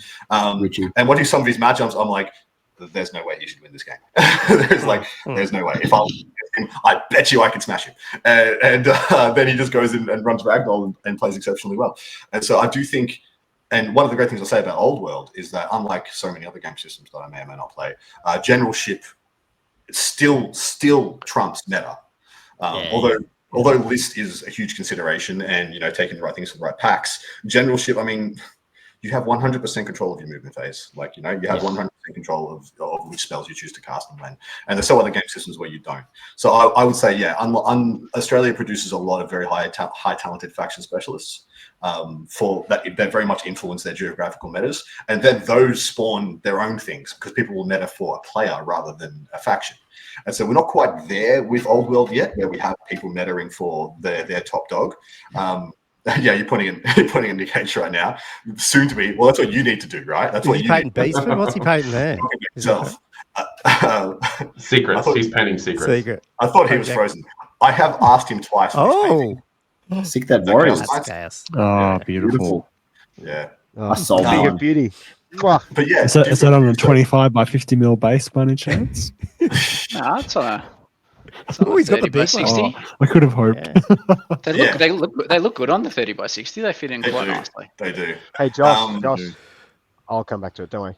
Sorry, Just to finish. finish, I reckon by like probably midway through this year, towards the end of next year, those geographical identities will really start to develop. Because right now we're still kind of forming. There was a huge amount of hobby lag on the start of Old World. So I knew Because so you many can't get people. shit either. Yeah, Well, exactly. exactly. I knew so many people who were ready to play, who had sold their old armies. I was one of those people who was just like, I want to wait to see this rule book before I drop a single cent in after what they did to me. And And you still spent money on it? Heavily discounted money, yes, heavily discounted. I have a sweet GW. Thank you very much, mate. I get a discount on American prices, so I'm pretty happy with that. You need anything, Nick? I missed my 50% off. That was I'll smuggle my Vampire Count army was very affordable as a result. Yeah. I'm of the opinion that the whole meta thing tends to come into effect. Like when you're in an event, right? It tends to be more of an issue on the mid tier to low tables, because you'll get like the guys on the top tables tend to know what they're up against. Like they'll like ASB is a good example. You've read every list in advance. You know who's running what. You've planned for it, and there's usually if you're going to be if you're expecting to be top table final game of an event, you're not there by accident. You usually have a pretty good level of skill, and you've got an idea of how you're going to take down the other list you're likely to come up against. The problem tends to happen. You get players that sit in the mid tier who mismatch. They have a good game here or there, and then they wind up playing someone with that dragon list or with the 100 poison archer list or whatever it might be, and they're not prepared for it. They turned up for a fun event, and that's great, but maybe they've won their first 2 games and now they're playing one of the big boys, and they get their ass absolutely handed to them on a plate. And that's where people go, oh, the meta, and then it kind of that's what tends to snowball into this thing of like exactly right.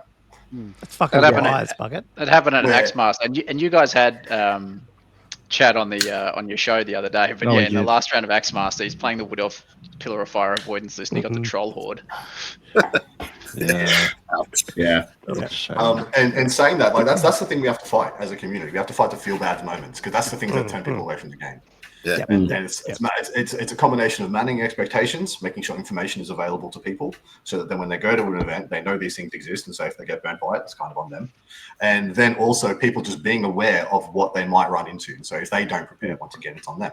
And so that's pretty much what I was getting at with my first question. Like, how do you like manage the negative perceptions of people? Because that's the last thing we want is people rocking up to their first Old World event, playing against 100 poison archers, and then never coming back to another one. Yeah, I think it's that middle bracket of players that tends to be the ones that are vulnerable to like not sticking with the game, because you've got the guys at the top are coming to that event regardless. They've and brought the guys at the bottom list. are just there to pound The guys beers. the guys at the bottom might only go to what that like for example, Castle Assault. There might be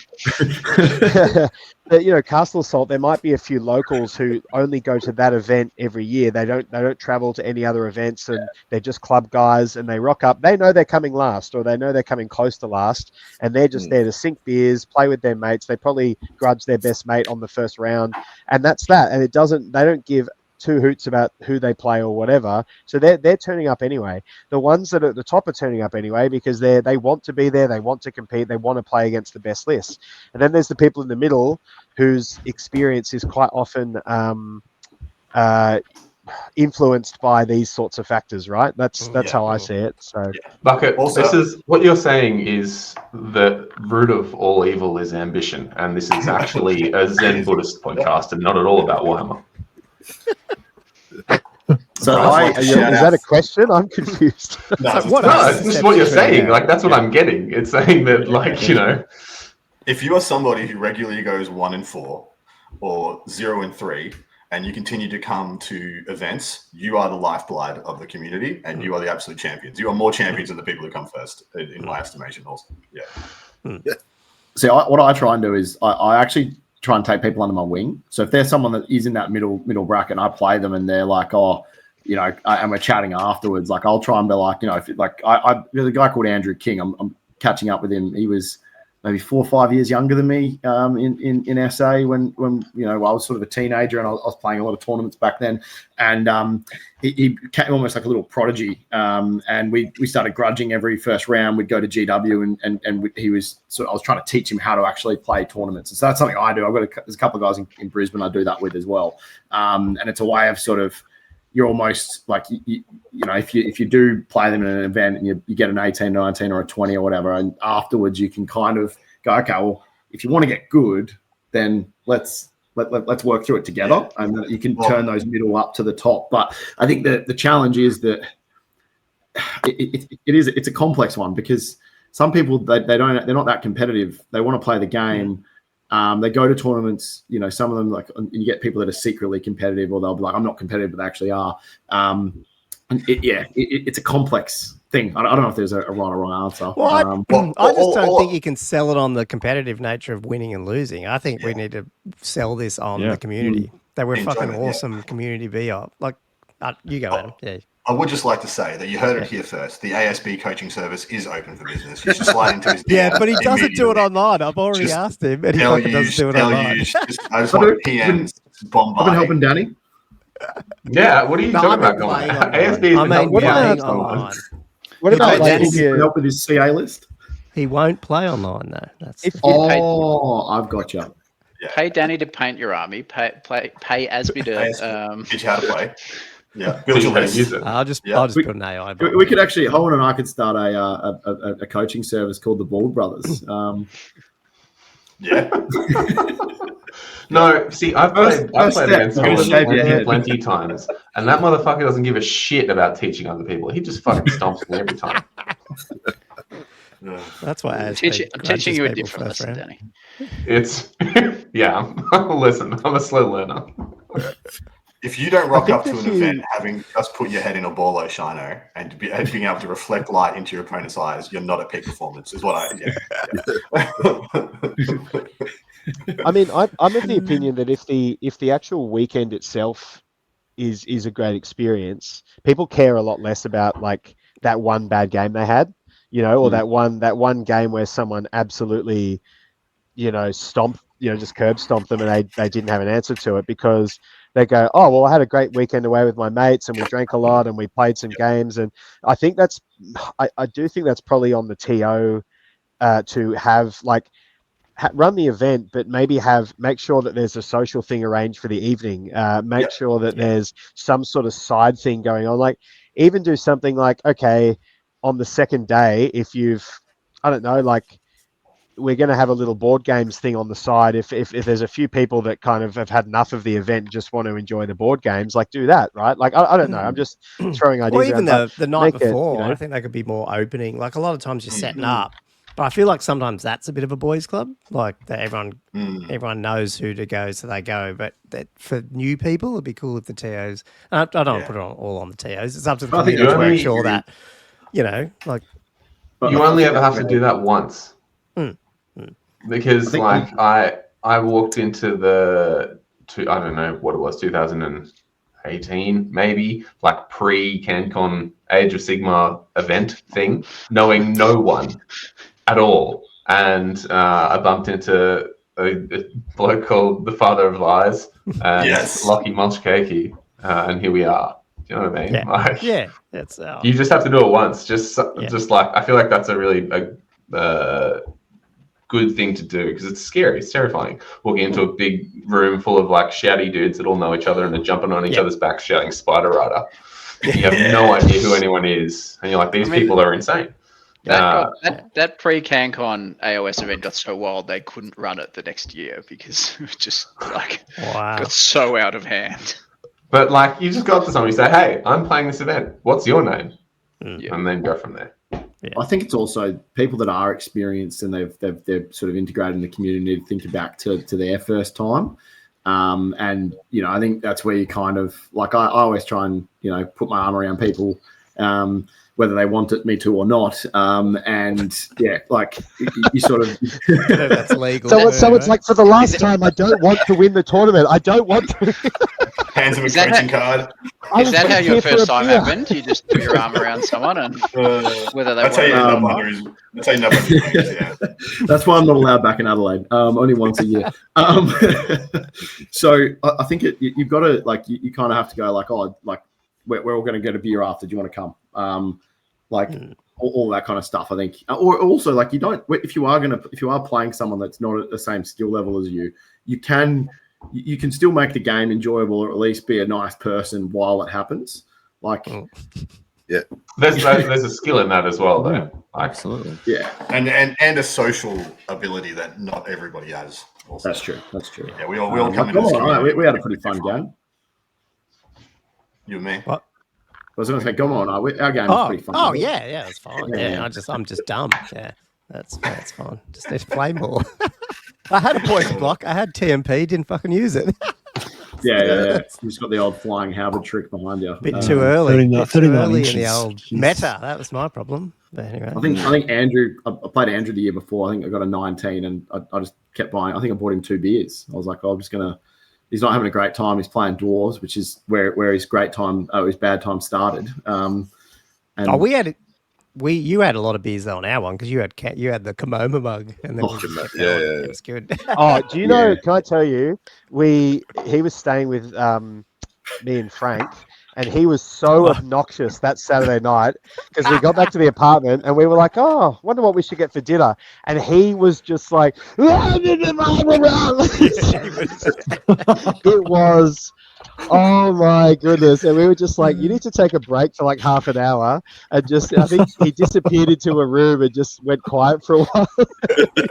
And then he came back and we went and got some Thai food and he was a bit more bearable to be around. But he was just, the chamomile mug just like turned him into an absolute villain. I think I would have had the equivalent of about 16 pints on day one. Yeah. And he kept quoting the bloke. What was that? The succulent Chinese meal. That guy. It was my crime.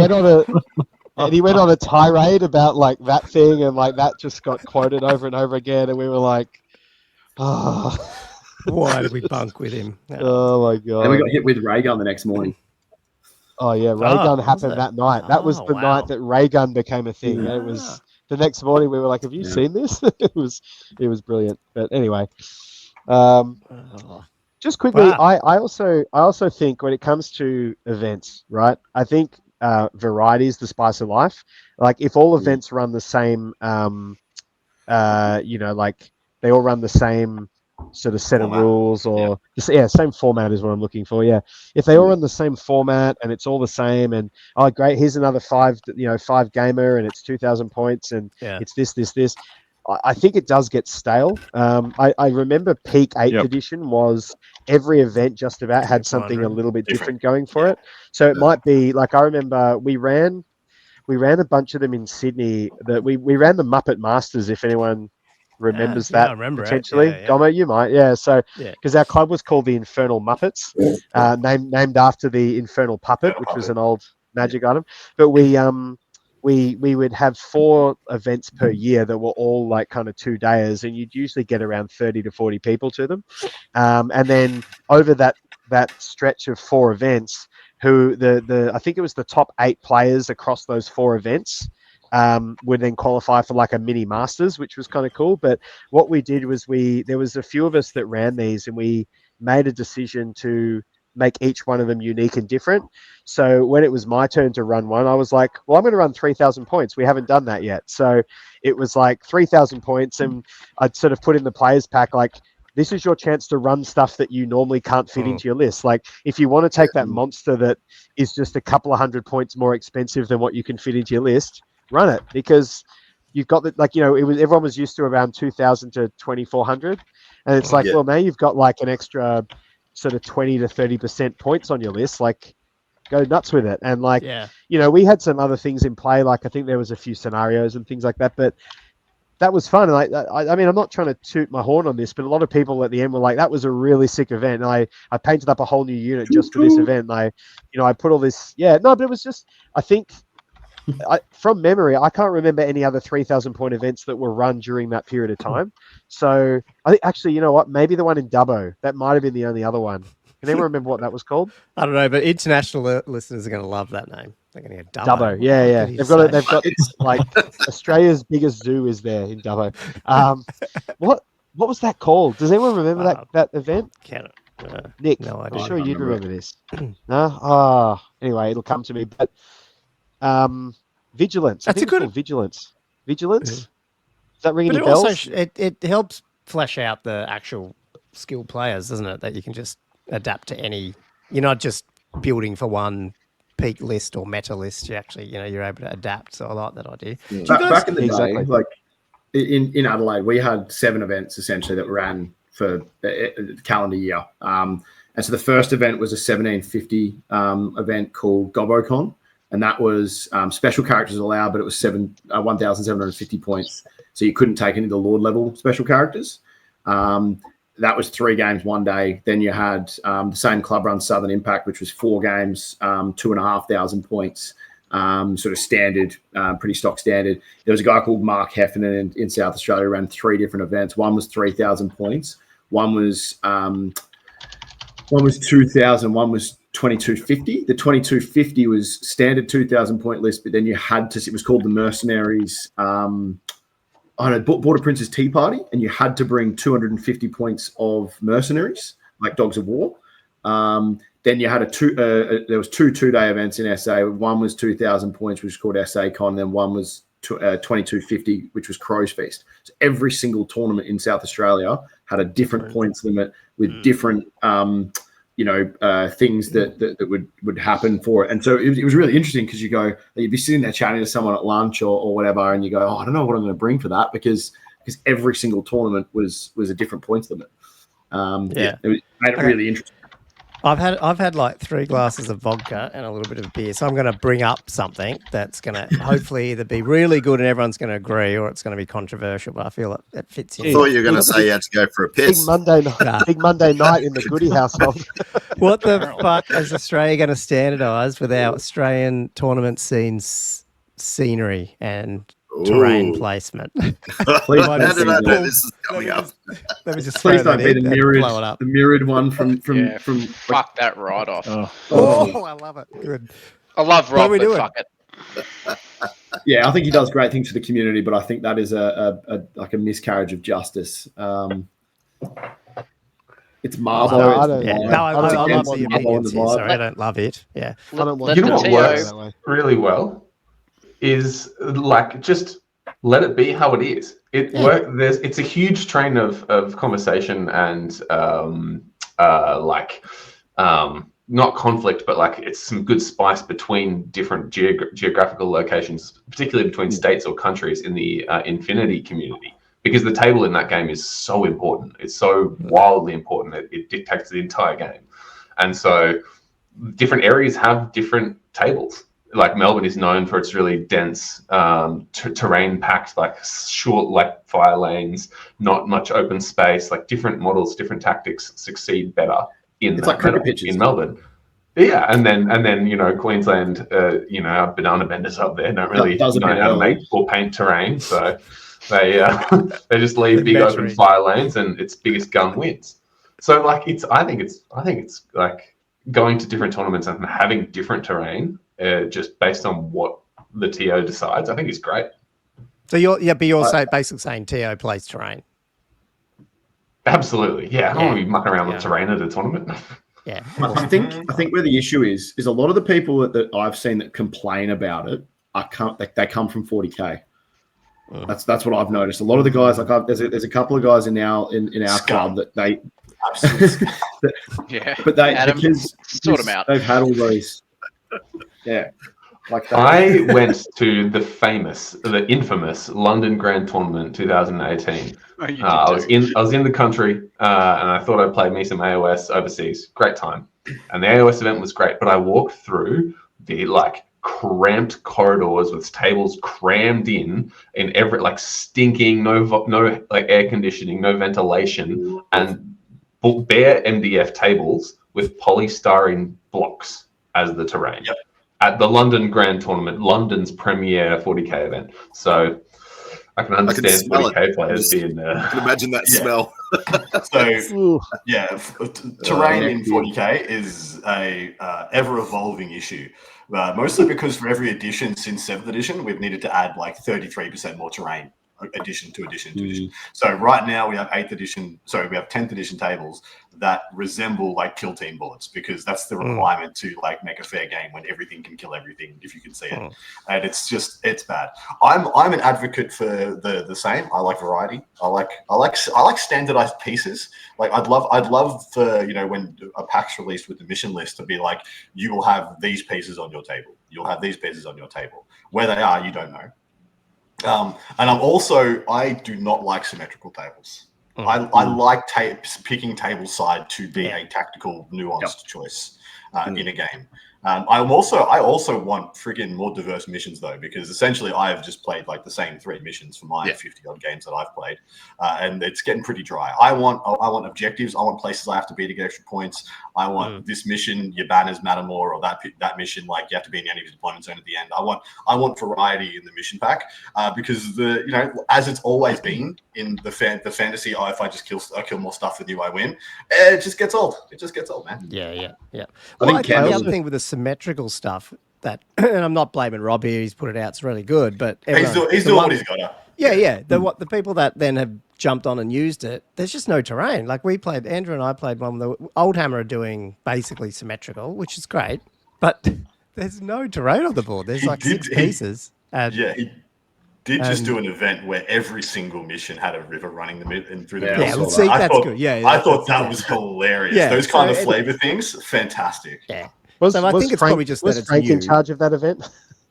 But you see, that's like, if you also look at like going back to the meta stuff before, right? If you look, I don't think poison blocks would, and like we saw it ourselves, Gomo, at Castle Assault, and I don't think gun lines work as well in Australia because like there's too much terrain on the board. We also put terrain in the center of the board like there should be. I'm not saying on every single board, but I think at an event like what I like about Castle Assault I'll use that as an example because for me that's my favorite event.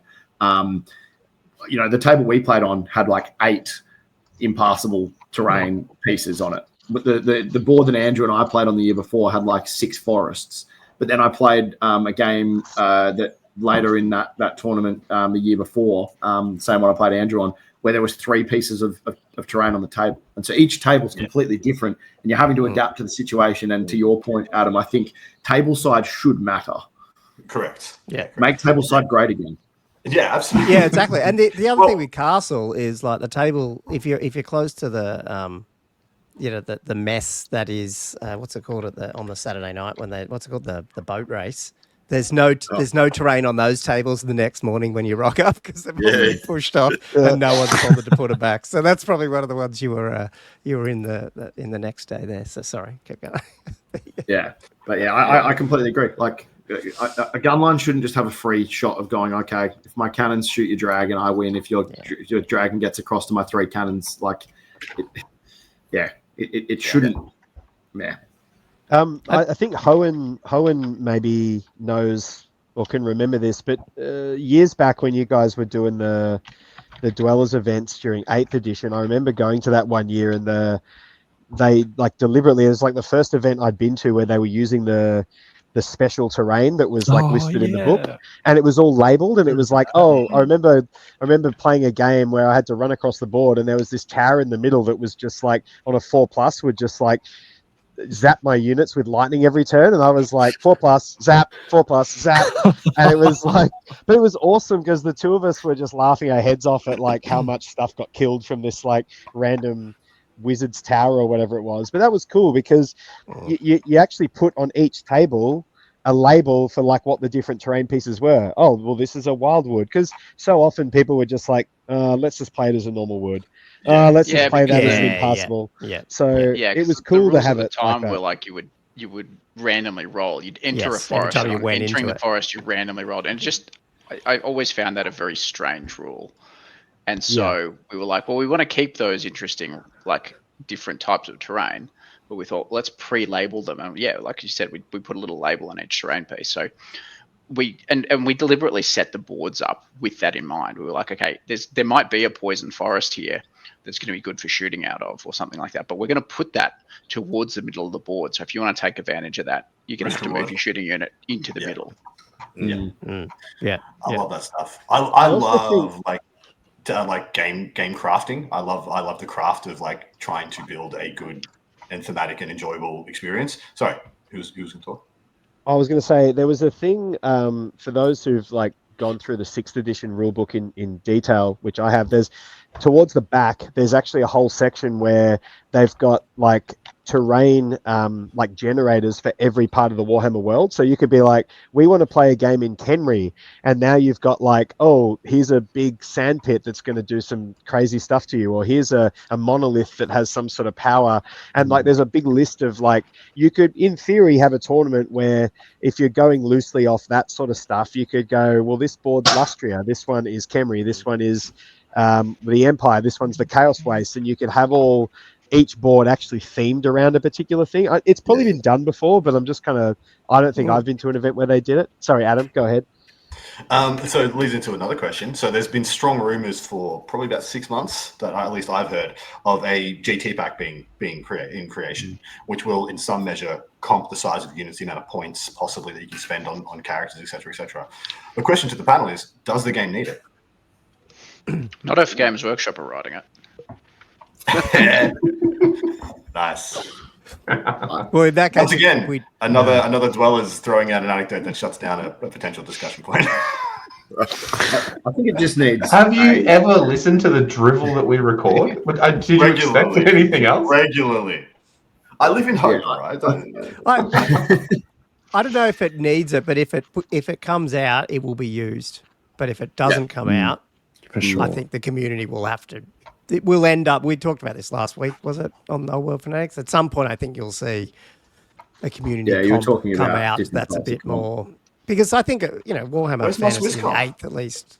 I know they're working on it. I know. I got told in like August that Swedish comp was almost done for Old World. Where is it? What do you figure out? Wow. I mean, I got told that by a 40k player who plays Old World as well, but he was from Sweden. Come on, Sweden. I thought they actually have like an academy where they're just constantly working on comp systems in Sweden. I thought that's like it's actually a profession. Yeah, it's a government run. Secret government lab underground. Yeah, a think tank of only the best and brightest locked in a basement. I also think though that like if you put the right scenarios into your pack, you actually you can comp without comping. Like if you make, for example, and like I mean. Frank and I were talking about doing this. We wanted to do something like this for ShyCon in a few months, but it looks like we're not going to be able to run that now because I'm going to be away. But basically the idea was like, put things in place like, okay, well, there's an objective here. Like, okay, you've got to capture this hill, for example, but you can only do that with a unit that has X number of models in it and has a standard or whatever. That rules out a dragon just landing on it, right? Okay, in another game, you've got to, kill off a number of your opponent's standards or something. Okay, once again, you're encouraging actual units with command rather than just a dragon. If you want to avoid like a massive block of 100, archers, for example, okay, here's a tower that you have to capture, but you can only do that by putting a unit of 10 or less guys in there or something, whatever, right? So unit strength caps and stuff like that, but do it, like, in my opinion, do the, like, if you're going to do those sorts of scenarios, don't just make it a 20-0 system. Make it so that if you don't get that objective, you can't win. Like, as in, it should be that Watchtower, you maniac. Well, I'm not saying, but what I'm getting at is, so does anyone remember, I don't know, Hohen, do you remember doing the Sydney Slaughter, like way back in like 2015? I think it was a little bit before End Times or during End Times maybe. But it was basically, they did something similar. If you got the objective, you automatically would win like 15-5 or more. You could not possibly get a worse score than 15 out of 20 if you got the objective. And it made it so important because the problem with objectives sometimes I'm thinking back to those older events where you'd go, oh, if you get this objective, you get 500 victory points. And someone's like, great, I'll wipe out my opponent's army and I'll win the objective as well. I And don't even think they're 500 most of the time at the moment, though. They're usually like 200 or 300 points. Yeah, and to me, it's like, what? Who cares? Yeah. Who cares? Like, if you wipe your opponent's army out, it literally makes no difference. Whereas if you make it so that, you know what, I need to commit my army to actually do this, and if I don't, I'm going to lose the game. Or if you make it that like neither player gets the objective, it's just a draw. But to me, what you're doing is you're incentivizing people going for the win, and you also get less boring games because people aren't like, oh, I'll just sit in the corner. It's like, well, if I sit in the corner, I'm literally not. I'm losing. My opponent could literally get one unit on that objective, and now I've lost. And I think, and there's no downside to throwing your army forward because it's like if you get to turn 3 and shit, my opponent's on that objective. In a 20-0 system, you might go, you know what, I could lose this game pretty big, but if I hold back, I could maybe lose it 12-8 or 13-7. I could still keep a few points. If you go, right, that objective is literally everything. Like you're treat it like a football scoring system, 3 points for a win, 1 point for a draw, 0 points for a loss. People will try and win the game. And you won't get people going, oh, I'll hold back. And you'll just go, right, if the game ended right now, I'm losing and getting 0 points. I'm pushing my whole army forward, and you get an actual game. You know what I mean? Like, why? To me, that should. I don't know. That's in my opinion. I'd love to run an event where we really lean into that really hard. But that's another international medal thing. It feels like the UK is definitely leaning on win-loss draw systems. Australia's technically always done 20-0 a lot. It seems. Yeah. I'm not a fan of win-loss draw, and the like what is that a regional thing? See, win-loss draw to me creates negative lists where I can just play avoidance. I can snipe off 150 points and I run away and I win 5 games like that. There's no interaction.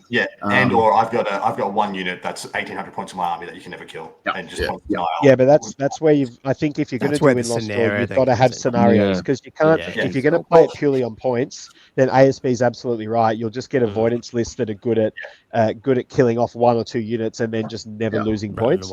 But if you have an objective in there and you go, right, take that hill in the center of the board. Okay, well, that Wood Elf army with a bunch of 5-man Glade Guard units all of a sudden isn't actually that good. So, do you know what I mean? It's like, and that comes back to the current missions that only incentivize 2 ways to play: complete uninteraction or complete interaction.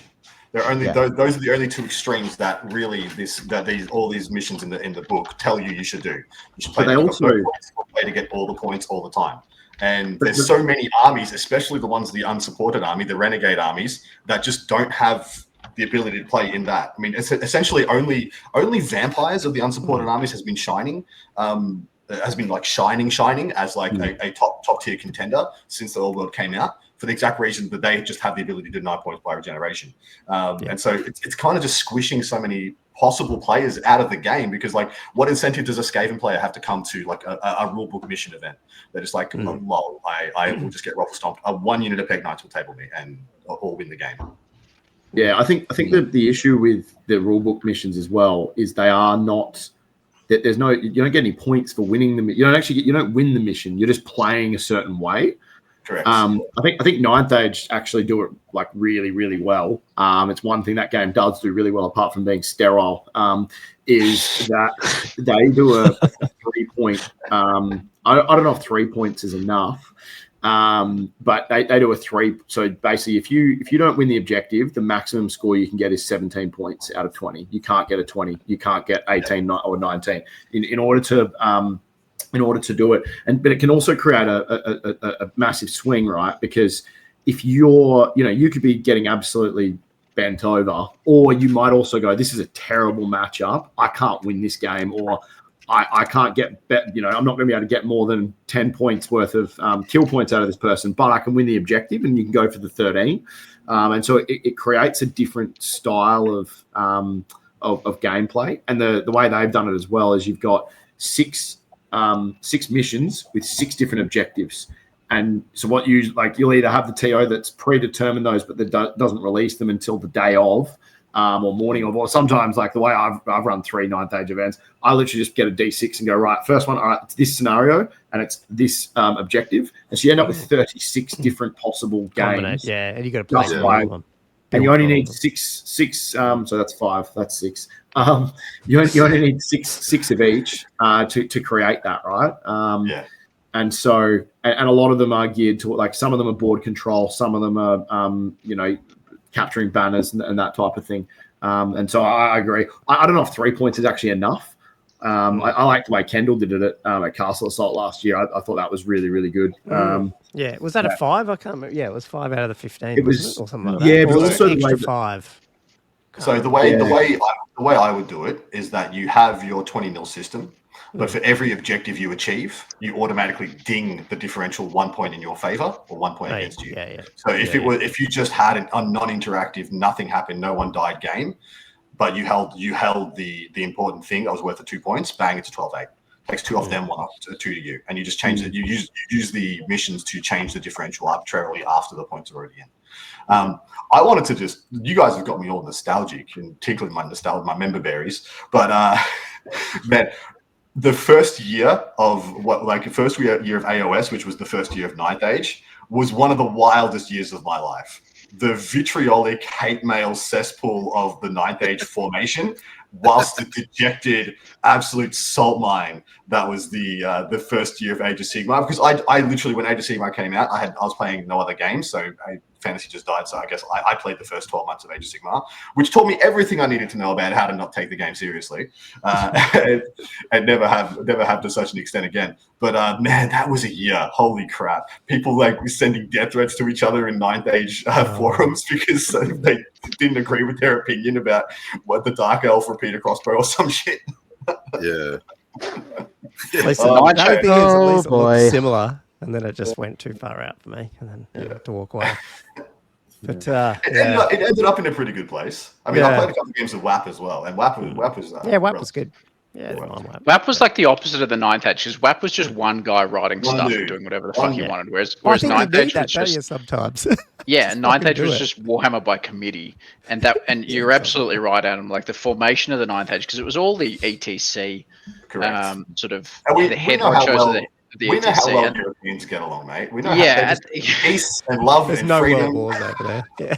And that was like the ETC was nothing bad has ever started in Europe. That's right. Sorry, Nick. Now we're deep. But anyway, the ETC was bad enough, politically as it was, and then they all tried to get together and write a rule set. Yeah. I just think it's good rule set. It just, I think your point, Gomo, that it departed too far from Warhammer is on. Well, my issue is that for no reason, absolutely no reason. Their reasons were not valid, but anyway, I won't get into that. It's an interesting one. Like I always found that it's a cleaner rule set, but I found it to be it's like reading a contract because it's written by Swedish lawyers. Rather than being a rule set. And so the thing that a lot of contracts, right, is you're reading subclause, 1.2, then 1.3, 1.4, and you go, okay, yep, I've done that, we've done that. And then all of a sudden it gets to the bottom and that final subclause actually makes all of the others irrelevant. And I find that's consistent throughout the Ninth Age rulebook. No offense, I'm just calling a spade. And so that's kind of why I fell out of that game, because I was you play Old World, and Old World's written like a religious text, which is you've got to find the little bit over here, which looks like could be interpreted. That's because some of it you just have to deal with on faith. So that's the only thing. That's the only thing they did correct with the Old World books. So they're an absolute fucking mess. Which makes me feel like they're doing it right. That's how it's always been. I used to be religious. Now I feel at home again. And Moses that's just blue. Moses rolled a D6 and he rolled a 6 and the seas parted. That's right. I mean, the latest Arcane Journal has got me this has crystallized my theory about Warhammer, is that the rules don't matter at all. I've played Empire since I started playing this game. I love playing Empire, and all these Empire players that are upset or have opinions on the new Arcane Journal, maybe we're not as competitive as we should be. I think, as a microcosm of the greater Warhammer player personality, I think as an Empire player, I just like having an army that sucks. I like that about Empire. You're flagellant. And then I'll complain about it till the counts come home, but I'm also damn, I'm a shitty human, and there's a dragon, and I'm fucked. Well, I've played against that Arcane Journal. I've played as and against that Arcane Journal. 6 games now, and I haven't beaten it yet. So I actually think it's relatively good. You just have to go all the way to 11 out of 10 on the builds. You have to just I mean, my suspicion is that it doesn't matter. Empire players, they like it. Whatever they get given, they can't get it up. They're all secretly Slanesh cultists. They love it. They beat me more. Has anyone brought 150 state troops in one unit yet? I don't know. Like, fuck the poison block. Just bring I tried it. It didn't work. No. Griffin Banner, War Banner, BSB, like does, 8 static combat res with ranks to spare. Didn't work. Well, you know what I had actually? You know what I had a little fun with? You would be interested in, Adam, is 40 flagellants in a line with demonology. Yeah. I have considered. It was a bit of fun. I've also considered just 3 min squads of them now as well. With just 3x5s. Well, apparently they can kill dragons, so you know. Yeah, they can kind of do a lot sometimes. Sometimes they do a lot of things.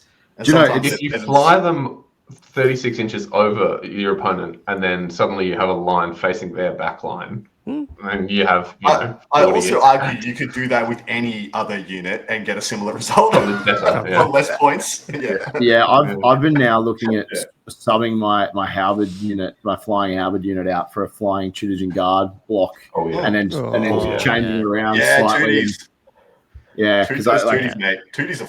Well, you can get them up to a 14-inch charge as well. Does anyone on that topic quickly? Is there any 3D STLs of those? Not the copied. I'm just saying in general. Like, is any manufacturers making Tutor and Guard looking? I would be very if I was doing it, I would want to just get recast on the Moor. You know, the Forge World Moor, Knights of Moor, whatever they are. They might not have been Moor. They might have been the Sea God guys. Manon. Forge World used Yeah, Forge World used to make them, and they looked spectacular back then. And I expect they would again too. Okay. Yeah, so I've got 30 Manon's blades, and 20 iron slides. Yep. Yeah, so I'm actually using my Manon's blades to make a spearman, a bow and a half, and spearman themed unit. Yes. Yeah, well, because of like their sort of guard of the what are they called, the merchant ships, and that's why. So they'll have the Manon shields because they worship Manon because it's the god of water. But I think just got the fluff dump there. Multifaceted panel here. Multifaceted. Not just you will be posting that on the Warhammer Empire forums, right? Yeah. I do need to do that. Empire fluff. Yeah, well, my halberds I've done them up as Grimblades. So you've got Rex, the guy, the alcoholic.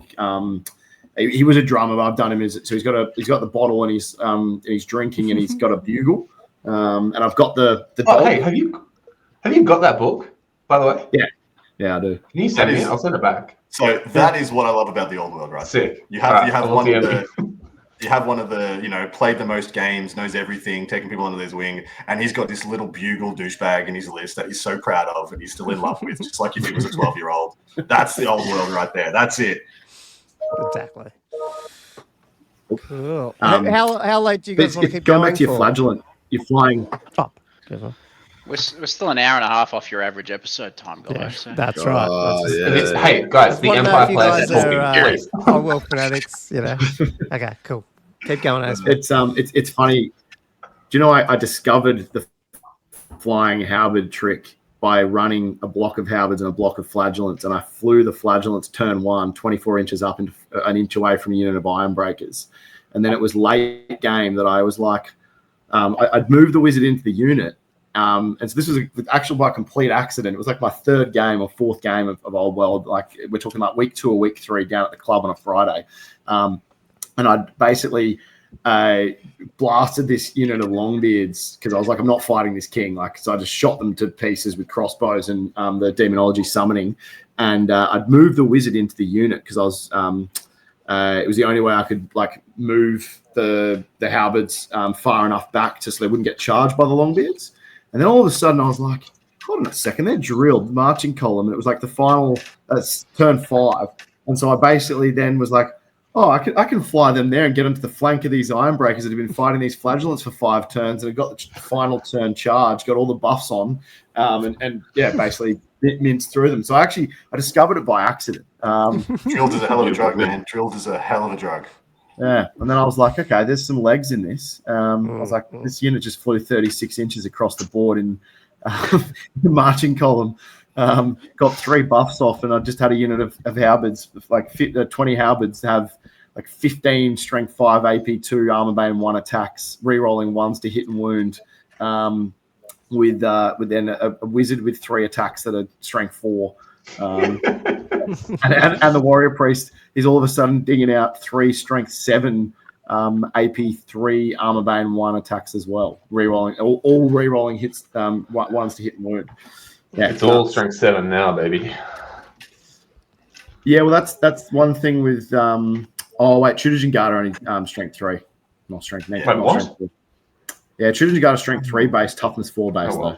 Yeah, you're not allowed to have a strength 4. You're not allowed to have a strength 4 non-character in Empire. Yeah, but you're allowed to have a toughness 4 infantry model. Yeah, you can just have toughness 4. They got thick skin, weak arms. That's it. The thing I don't like, one thing I'm annoyed about Tutors and Guard is, and it's not really breaking the bank because they're infantry, but like Knights of the White Wolf have Furious Charge. Tutors and Guard, who are meant to be essentially inner circle Knights of the White Wolf, who are specially selected. So they're selected from the inner circle to then be part of this inner circle, like the inside of the inner circle, essentially, and they don't have Furious Charge. I mean, I know they're really, really good in a lot of other facets. Sorry, I lied. Inner circle is strength 4. Yeah. Big old Phoebe over here by me. And Demis. Wouldn't be a podcast that I was on if I didn't get one rule wrong.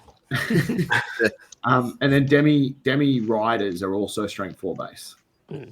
Because aren't they sort of like in a circle? Is that right? Yeah, it's weird that they are and they're not. Mm-hmm. Like not leadership 9, but they are strength 4. Going back to Arcane Journals and Arcane Journal design, do you think they've just got a whiteboard that just has 2 words on it, like Royal something, and Fast Gun or Gun Good? And that's the only 2 archetypes we will ever get from Arcane Journals. Yeah. I reckon the only outlier is the Orcs and Goblin one. I was going to say Orcs and Goblins. Well, we had a fast one, which I think is the best Arcane Journal that they've done. Orcs and Goblins. The problem with the Royal Clan and the Royal Host is everyone gets them confused. So every time you hear a podcast to talk about an army, they usually mentioned it wrong. That's what I've been finding. I think they've kidnapped Will Farrell and John C. Reilly. And they've got them in a room, and it's basically doing a Prestige Worldwide presentation. For if everyone's seen Step Brothers, every single time they do one of the 2 variant lists. Yeah. Do you guys think they're have they all been written? Like, I don't know. Do you feel, or do you reckon they've still worked? Like, I mean, obviously, right now where we sit, they probably have all been written. But at the beginning of last year, do you think most I can neither confirm or deny.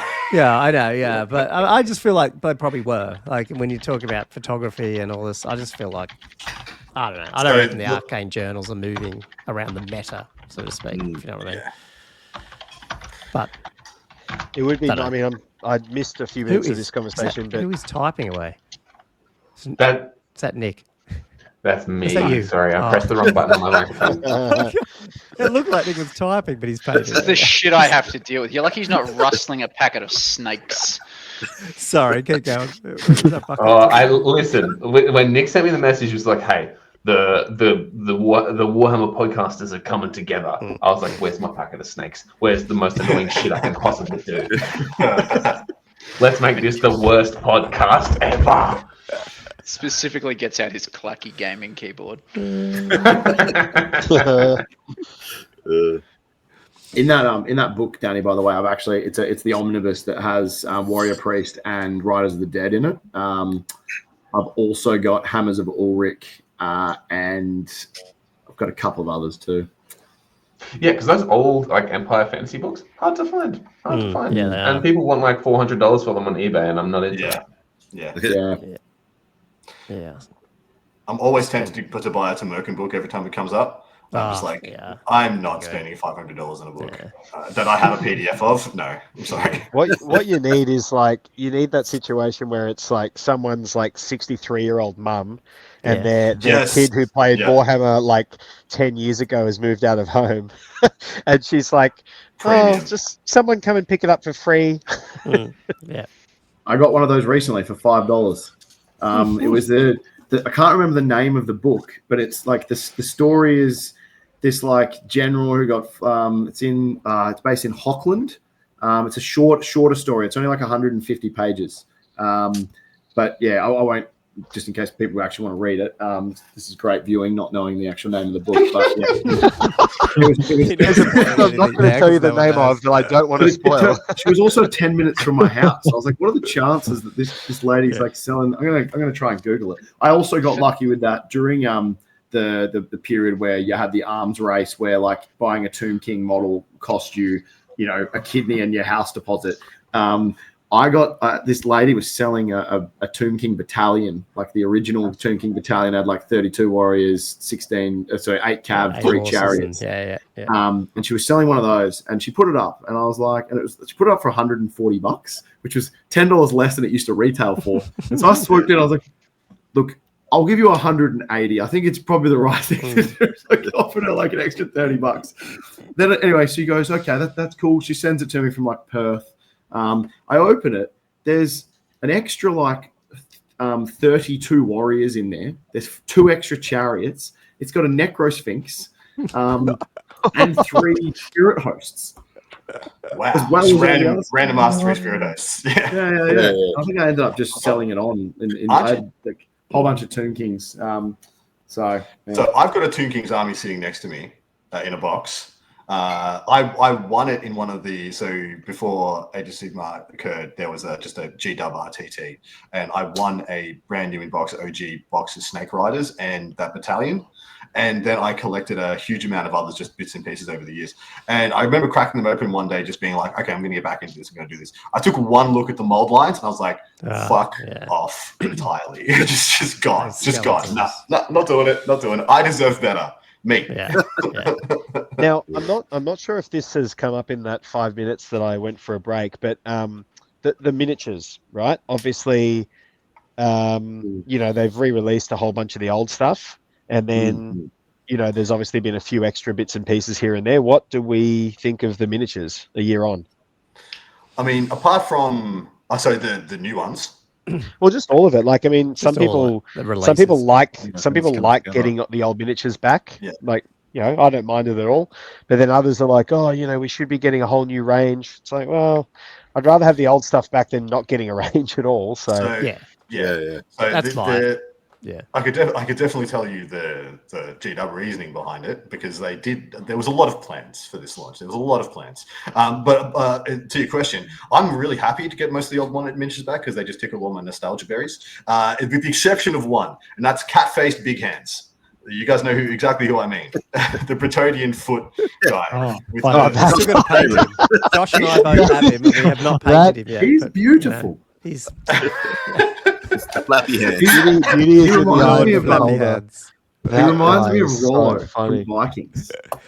Oh yeah. You do just know, because the analogies was that like somebody literally just found this in the drawer from the ages before, and we're just like, apparently it was I love GW stories. That happened with some other figure the other day that someone was just randomly doing. Oh, that was the that was him. The engineer. The engineer. Yeah, with the wall wagon. So, See, I like all the old models coming back. What I don't like is I don't like any of the new. I like the new models, but I don't like the size of them or the scale of them. I don't like Lowenhacker, for example. I'm like, man, well, his legs look. All right, stop. Okay, all right, everyone. Lowenhacker. Repeat after me. Lowenhacker. Okay, Lowenhacker. Continue. It's even like the new the Knights Panther. What does it mean, Danny? Means go fuck yourself, Nick. But like the like Harold Germanson or whatever his name is, like he's going to be a giant. Oh, that horse looks huge. Yeah. And the wizards literally look like Bigfoot next to a state troop. Like Oh, yeah, I'm they actually will. thinking Yeah. about. I am thinking about getting the guy that gives me vibes of what's his name, Paul Bunyip, which is the elementalism wizard. And I'm thinking about having him, but he's kind of like I'm allowed to have one guy in the army that's really, really freakishly tall. Yeah. And so he's kind of, and I think he fits it because of his sort of and so he's going to be called like, I don't know, Big John or something like that, like Big John Umber from Game of Thrones. So we're allowed to have this one big guy. It's this elementalism wizard with antlers. Yeah. Well, are you going to be like if we all get new stuff down the track? Because does anyone have the Bretonian foot knights? I'm assuming they look pretty big, didn't they? They are compared big. to Yeah. So like I think I would imagine if this gets shoulders. refreshed over time that it won't look as out of whack. And the thinking is that they've upscaled the base sizes, so now they upscale the miniatures to match the new base sizes, but they look out of whack. Is this the book you were talking about? Call to Arms. Call to Arms, yeah. Fantastic. We got there, guys. For our audio listeners, can you describe the front cover? Yes, you should, in great detail. It's got a couple of swordsmen with That's going to be easy to find. And they're wearing tunics that are green with wooden toggles. Oh. Definitely narrowing it down. There's probably only 17 other Empire books with. But hey, Adam, to your point though, when they brought the bigger base sizes out, they said, it's going to help dynamicism, but also ranking up and stuff. And then when they make everything big again, is it all going to be insane to rank up anyway? Or yes and no. So, I mean, there are some miniatures that they've made that will just never rank up properly. Like they will just never. The one that I remember the most was Wax Forsaken, Warriors of Chaos Forsaken. You had to build them all at exactly the same moment and like leave all their arms off and then rank them up and then stick their arms on if you're going to have any hope of ever. The other one was Demonettes. The amount of times they form like a crab core conga line when you try to remove like two from the back. Pink horrors are like that too. Pink horrors as well. Yeah. So I think increasing base sizes will match a fair number of the existing miniatures already. I do echo people's sentiments though. If you did sit onto your little treasure trove of old fantasy miniatures in there, you'd have to upsize or whatever. But also there's so many. The one thing that I will say is incredible about the old world from previously to now is that technology has just made so many things so much more accessible. You can just get your mate to 3D print you some correct size movement trays, and you're off to the races, and you don't even need to rebase a dang thing. So definitely, Yeah, I do genuinely think when they do release new armies, which apparently could be completed already, they will probably look a little silly though. Apparently, if they do Cathay or they do one of the border princes, Kislev, whatever. Yeah, Kislev, that's right. And they're just like freaking gigantic next to the other empire. Yeah. Hopefully they at least write like just a little sentence in their fluff. Battle hardened after years of war. Eating a lot of. They went to the Ent forest and drank from the spring or whatever that was. Yeah. But look, I mean, I know as grognard as we are, man. If we got a whole new plastic army of Old World, like a full plastic, who's going to complain? I won't complain, but we're still going to love it. So. See, if that army's all the same scale, I'll buy it. Yeah, exactly. But I don't want to buy. Yeah, giant freaking Lowen Hacken, whatever his name is. Now I'm trying to. I don't want to have him standing next to other characters in particular because he's like just as long as I do like what they've done though. Like it's been good to be able to get hold of those, even rank and file stuff if you needed it and stuff like that. And at least it's. And I've found crazy as it sounds for Australian prices. I love what they've done in terms of doubling everything, whacking it in a box. Yeah. You feel like you're at least getting some value, even though 100%. Well, 100%. And I think that shows at least a little bit of learning from what they did to 8th edition, which ended up destroying the game, because the price to entry just became so astronomically high that new players could not afford to play Old World. I remember talking to mates when I was playing, and they'd see me playing with people, and they'd want to get in and stuff, and be like, "Yes, they want to play Empire, cool." Well, to play a unit of greatswords, you need to buy three of those $58 boxes. That's one unit in your army. It's one. Yeah. And so I think them bringing down the barrier to entry has been good, despite inflation and everything else. I just want to say, is anybody else pissed off that they gave Tomb Kings a dragon rather than like giant scorpion, sphinx, anything else? It really pissed me off. I don't know why it miffs me so much that like they were like, what are we going to give their big Gribbly for their new model? And they're like, just slap it on a dragon. I'm like, weak sauce. Already had enough weak. Gribblies too, but anyway. Weak. We But still they have haven't see the War Sphinx now. Exactly. So much better Gribblies. You could have chucked it on to be thematic, and then it's like, slap it on a dragon, whatever. What annoyed me about that was all of their big beasts were always constructs. Like the whole thing wasn't they raised. Right. They didn't raise dead stuff. They built the big things, and then they're like, but we found a skeleton dragon, and we raised. Yeah, we're just gonna eat it. Yeah, we're just gonna eat it. Yeah. That miffed me on release. I'm like, I'm not sure you guys get it. I'm not sure you get it. Like the Vampire Council, like you guys are building stuff like chumps. We just raise stuff that already exists. Some lich priest was like, oh, hang on a second, we can do that. On a side note though, when we're just talking about building, like maybe I'm just super OCD. I know I am, but you mentioned before, like, you know, building units and having to build them as like, does not everyone do that? Like I literally, when I'm building a unit, I will write the numbers of what number in the rank they are. Obviously, it's a bit different in this game. I've done it for my black orcs. I'll build them like rank by rank. So I'll build my front rank, then the next rank. So they all will rank up. Then I'll number the bottoms of their bases. I just chuck them together. I have a problem. I have done that. I was going to say, surely Josh probably has seamless like base like scenery going back through. Angus, this is going to give you an absolute heart attack. You ready? He gives each model a name and he writes it under the base. This will give you a heart attack. When I'm painting stuff, like if I'm painting like a unit of stuff and I've run out of like the green I was using, to use a different green. You monster. Great. No one's going to notice. No one's going to notice. I'm not in my hobby room because it lies next to my daughter's. It shares a wall with my daughter's bedroom. So I can't show you my hobby room, but I actually have my palette completely laid out of every single. It's got, you know, every single paint that I will use in order, so of application. So it's got all just the bases. For that unit you're painting, you mean? No, for the entire army. So base, wash, highlight, and it goes like that in order. I'm getting such insights into your psyche. Also, how long has it taken you to paint this Empire army? So it's like that for 18 months, is that right, or is it a year? How long? You're still going on? I started building this army in 2009.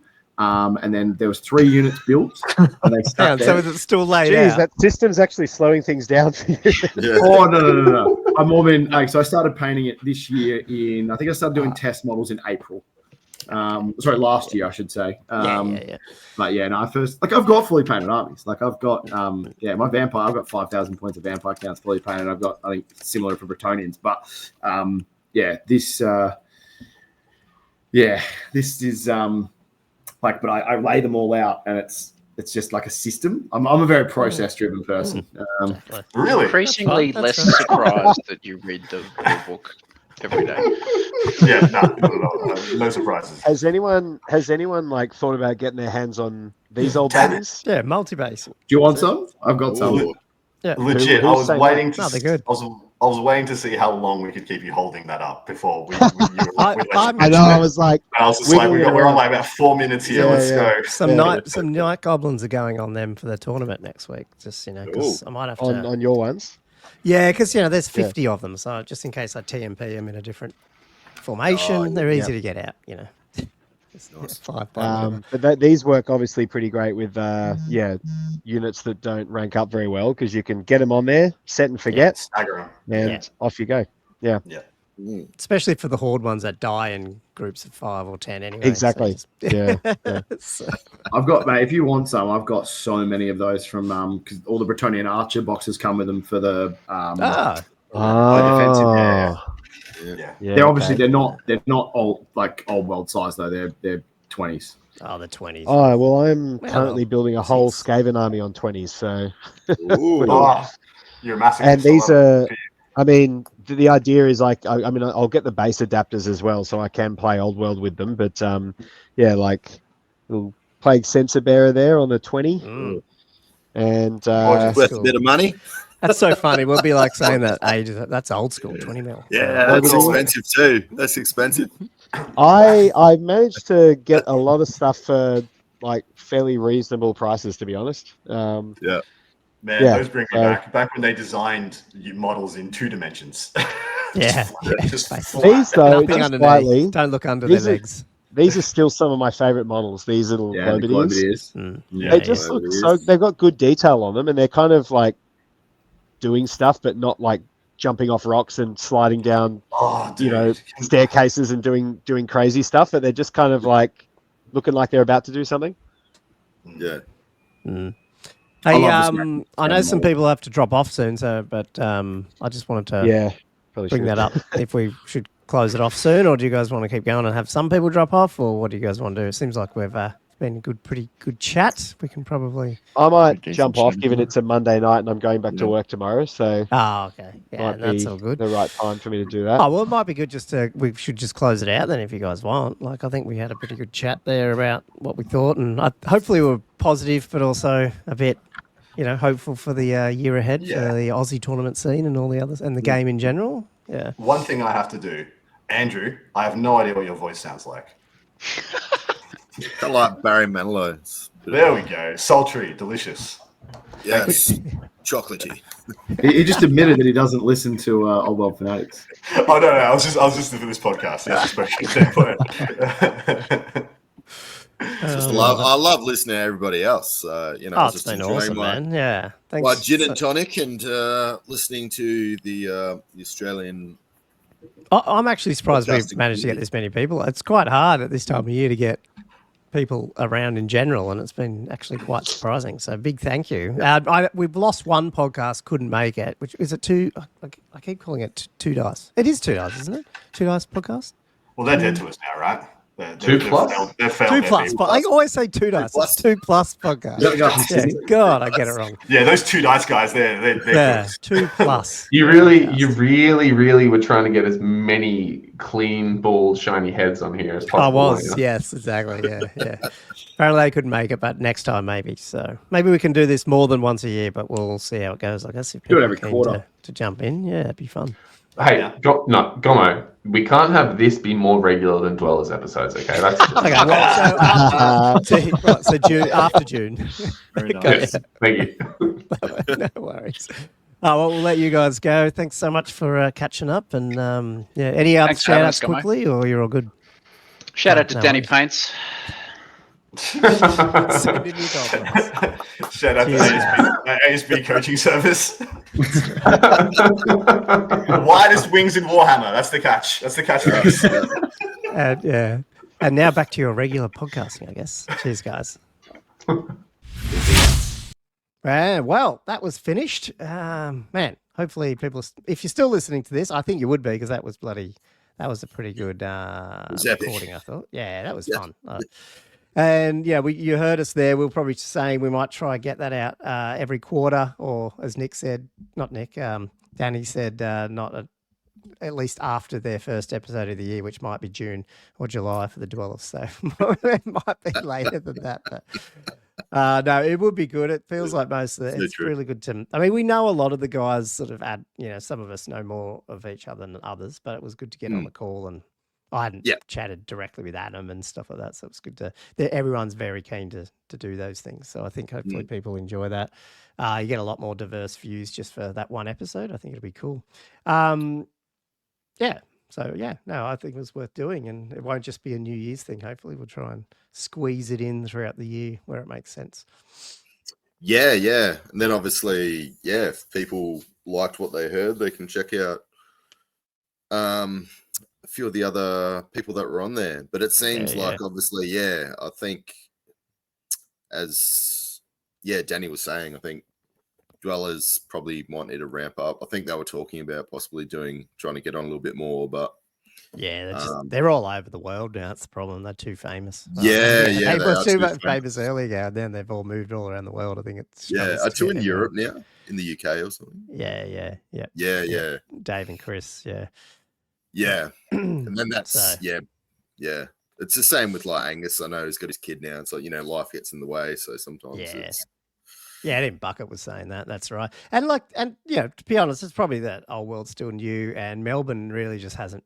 It's only picking up now, and that's where the Dwellers are. So I think that's probably slowed it down a little bit as well. Do you know what I mean? It's not like they're they're smashing out tournaments now. Now they're starting to, hopefully, so that will bring people out. Yeah, that'd be good. Hopefully, after a few tournaments, might see them a bit more regularly. That'd be good. Yeah, and we'll just need to. I saw people in the chat though afterwards. Not that anyone knows, but like this is not new, but it's not really interesting. It's just like we're trying to work out when to put all these other tournaments in. Like everyone's starting to put their hands up, and I know you and me have gone, oh, yeah, maybe we do need to run a tournament up Newcastle way. But it's actually kind of funny when you start looking at it. You're like, yeah, what month can you get it in where it's too? Yeah. Because there's a lot of these little events coming up and stuff like that. I wouldn't say Australia has ridiculous amount, but we don't have as many players. Like you go to the UK and the US, and there's heaps every month. But you all want double. We can't. Yeah. We don't want to compete with any of the other states at the time because there's some people who will travel and some won't. And you don't you try not to dilute it. Yeah. So anyway, maybe we'll work it out. Maybe Andrew, maybe we should just try like a 1-dayer first and run a 1-dayer or something. Yeah. I don't know. I mean, well, I was thinking that, but I mean, we can definitely chat about it because I'll be keen to definitely run one. Having said that, good games up our way do them, and we haven't made it to the 1-dayers, so maybe. It's always the worst. I'm always the worst busy. Timing, always busy. Yeah, you got something else on. So. Yeah.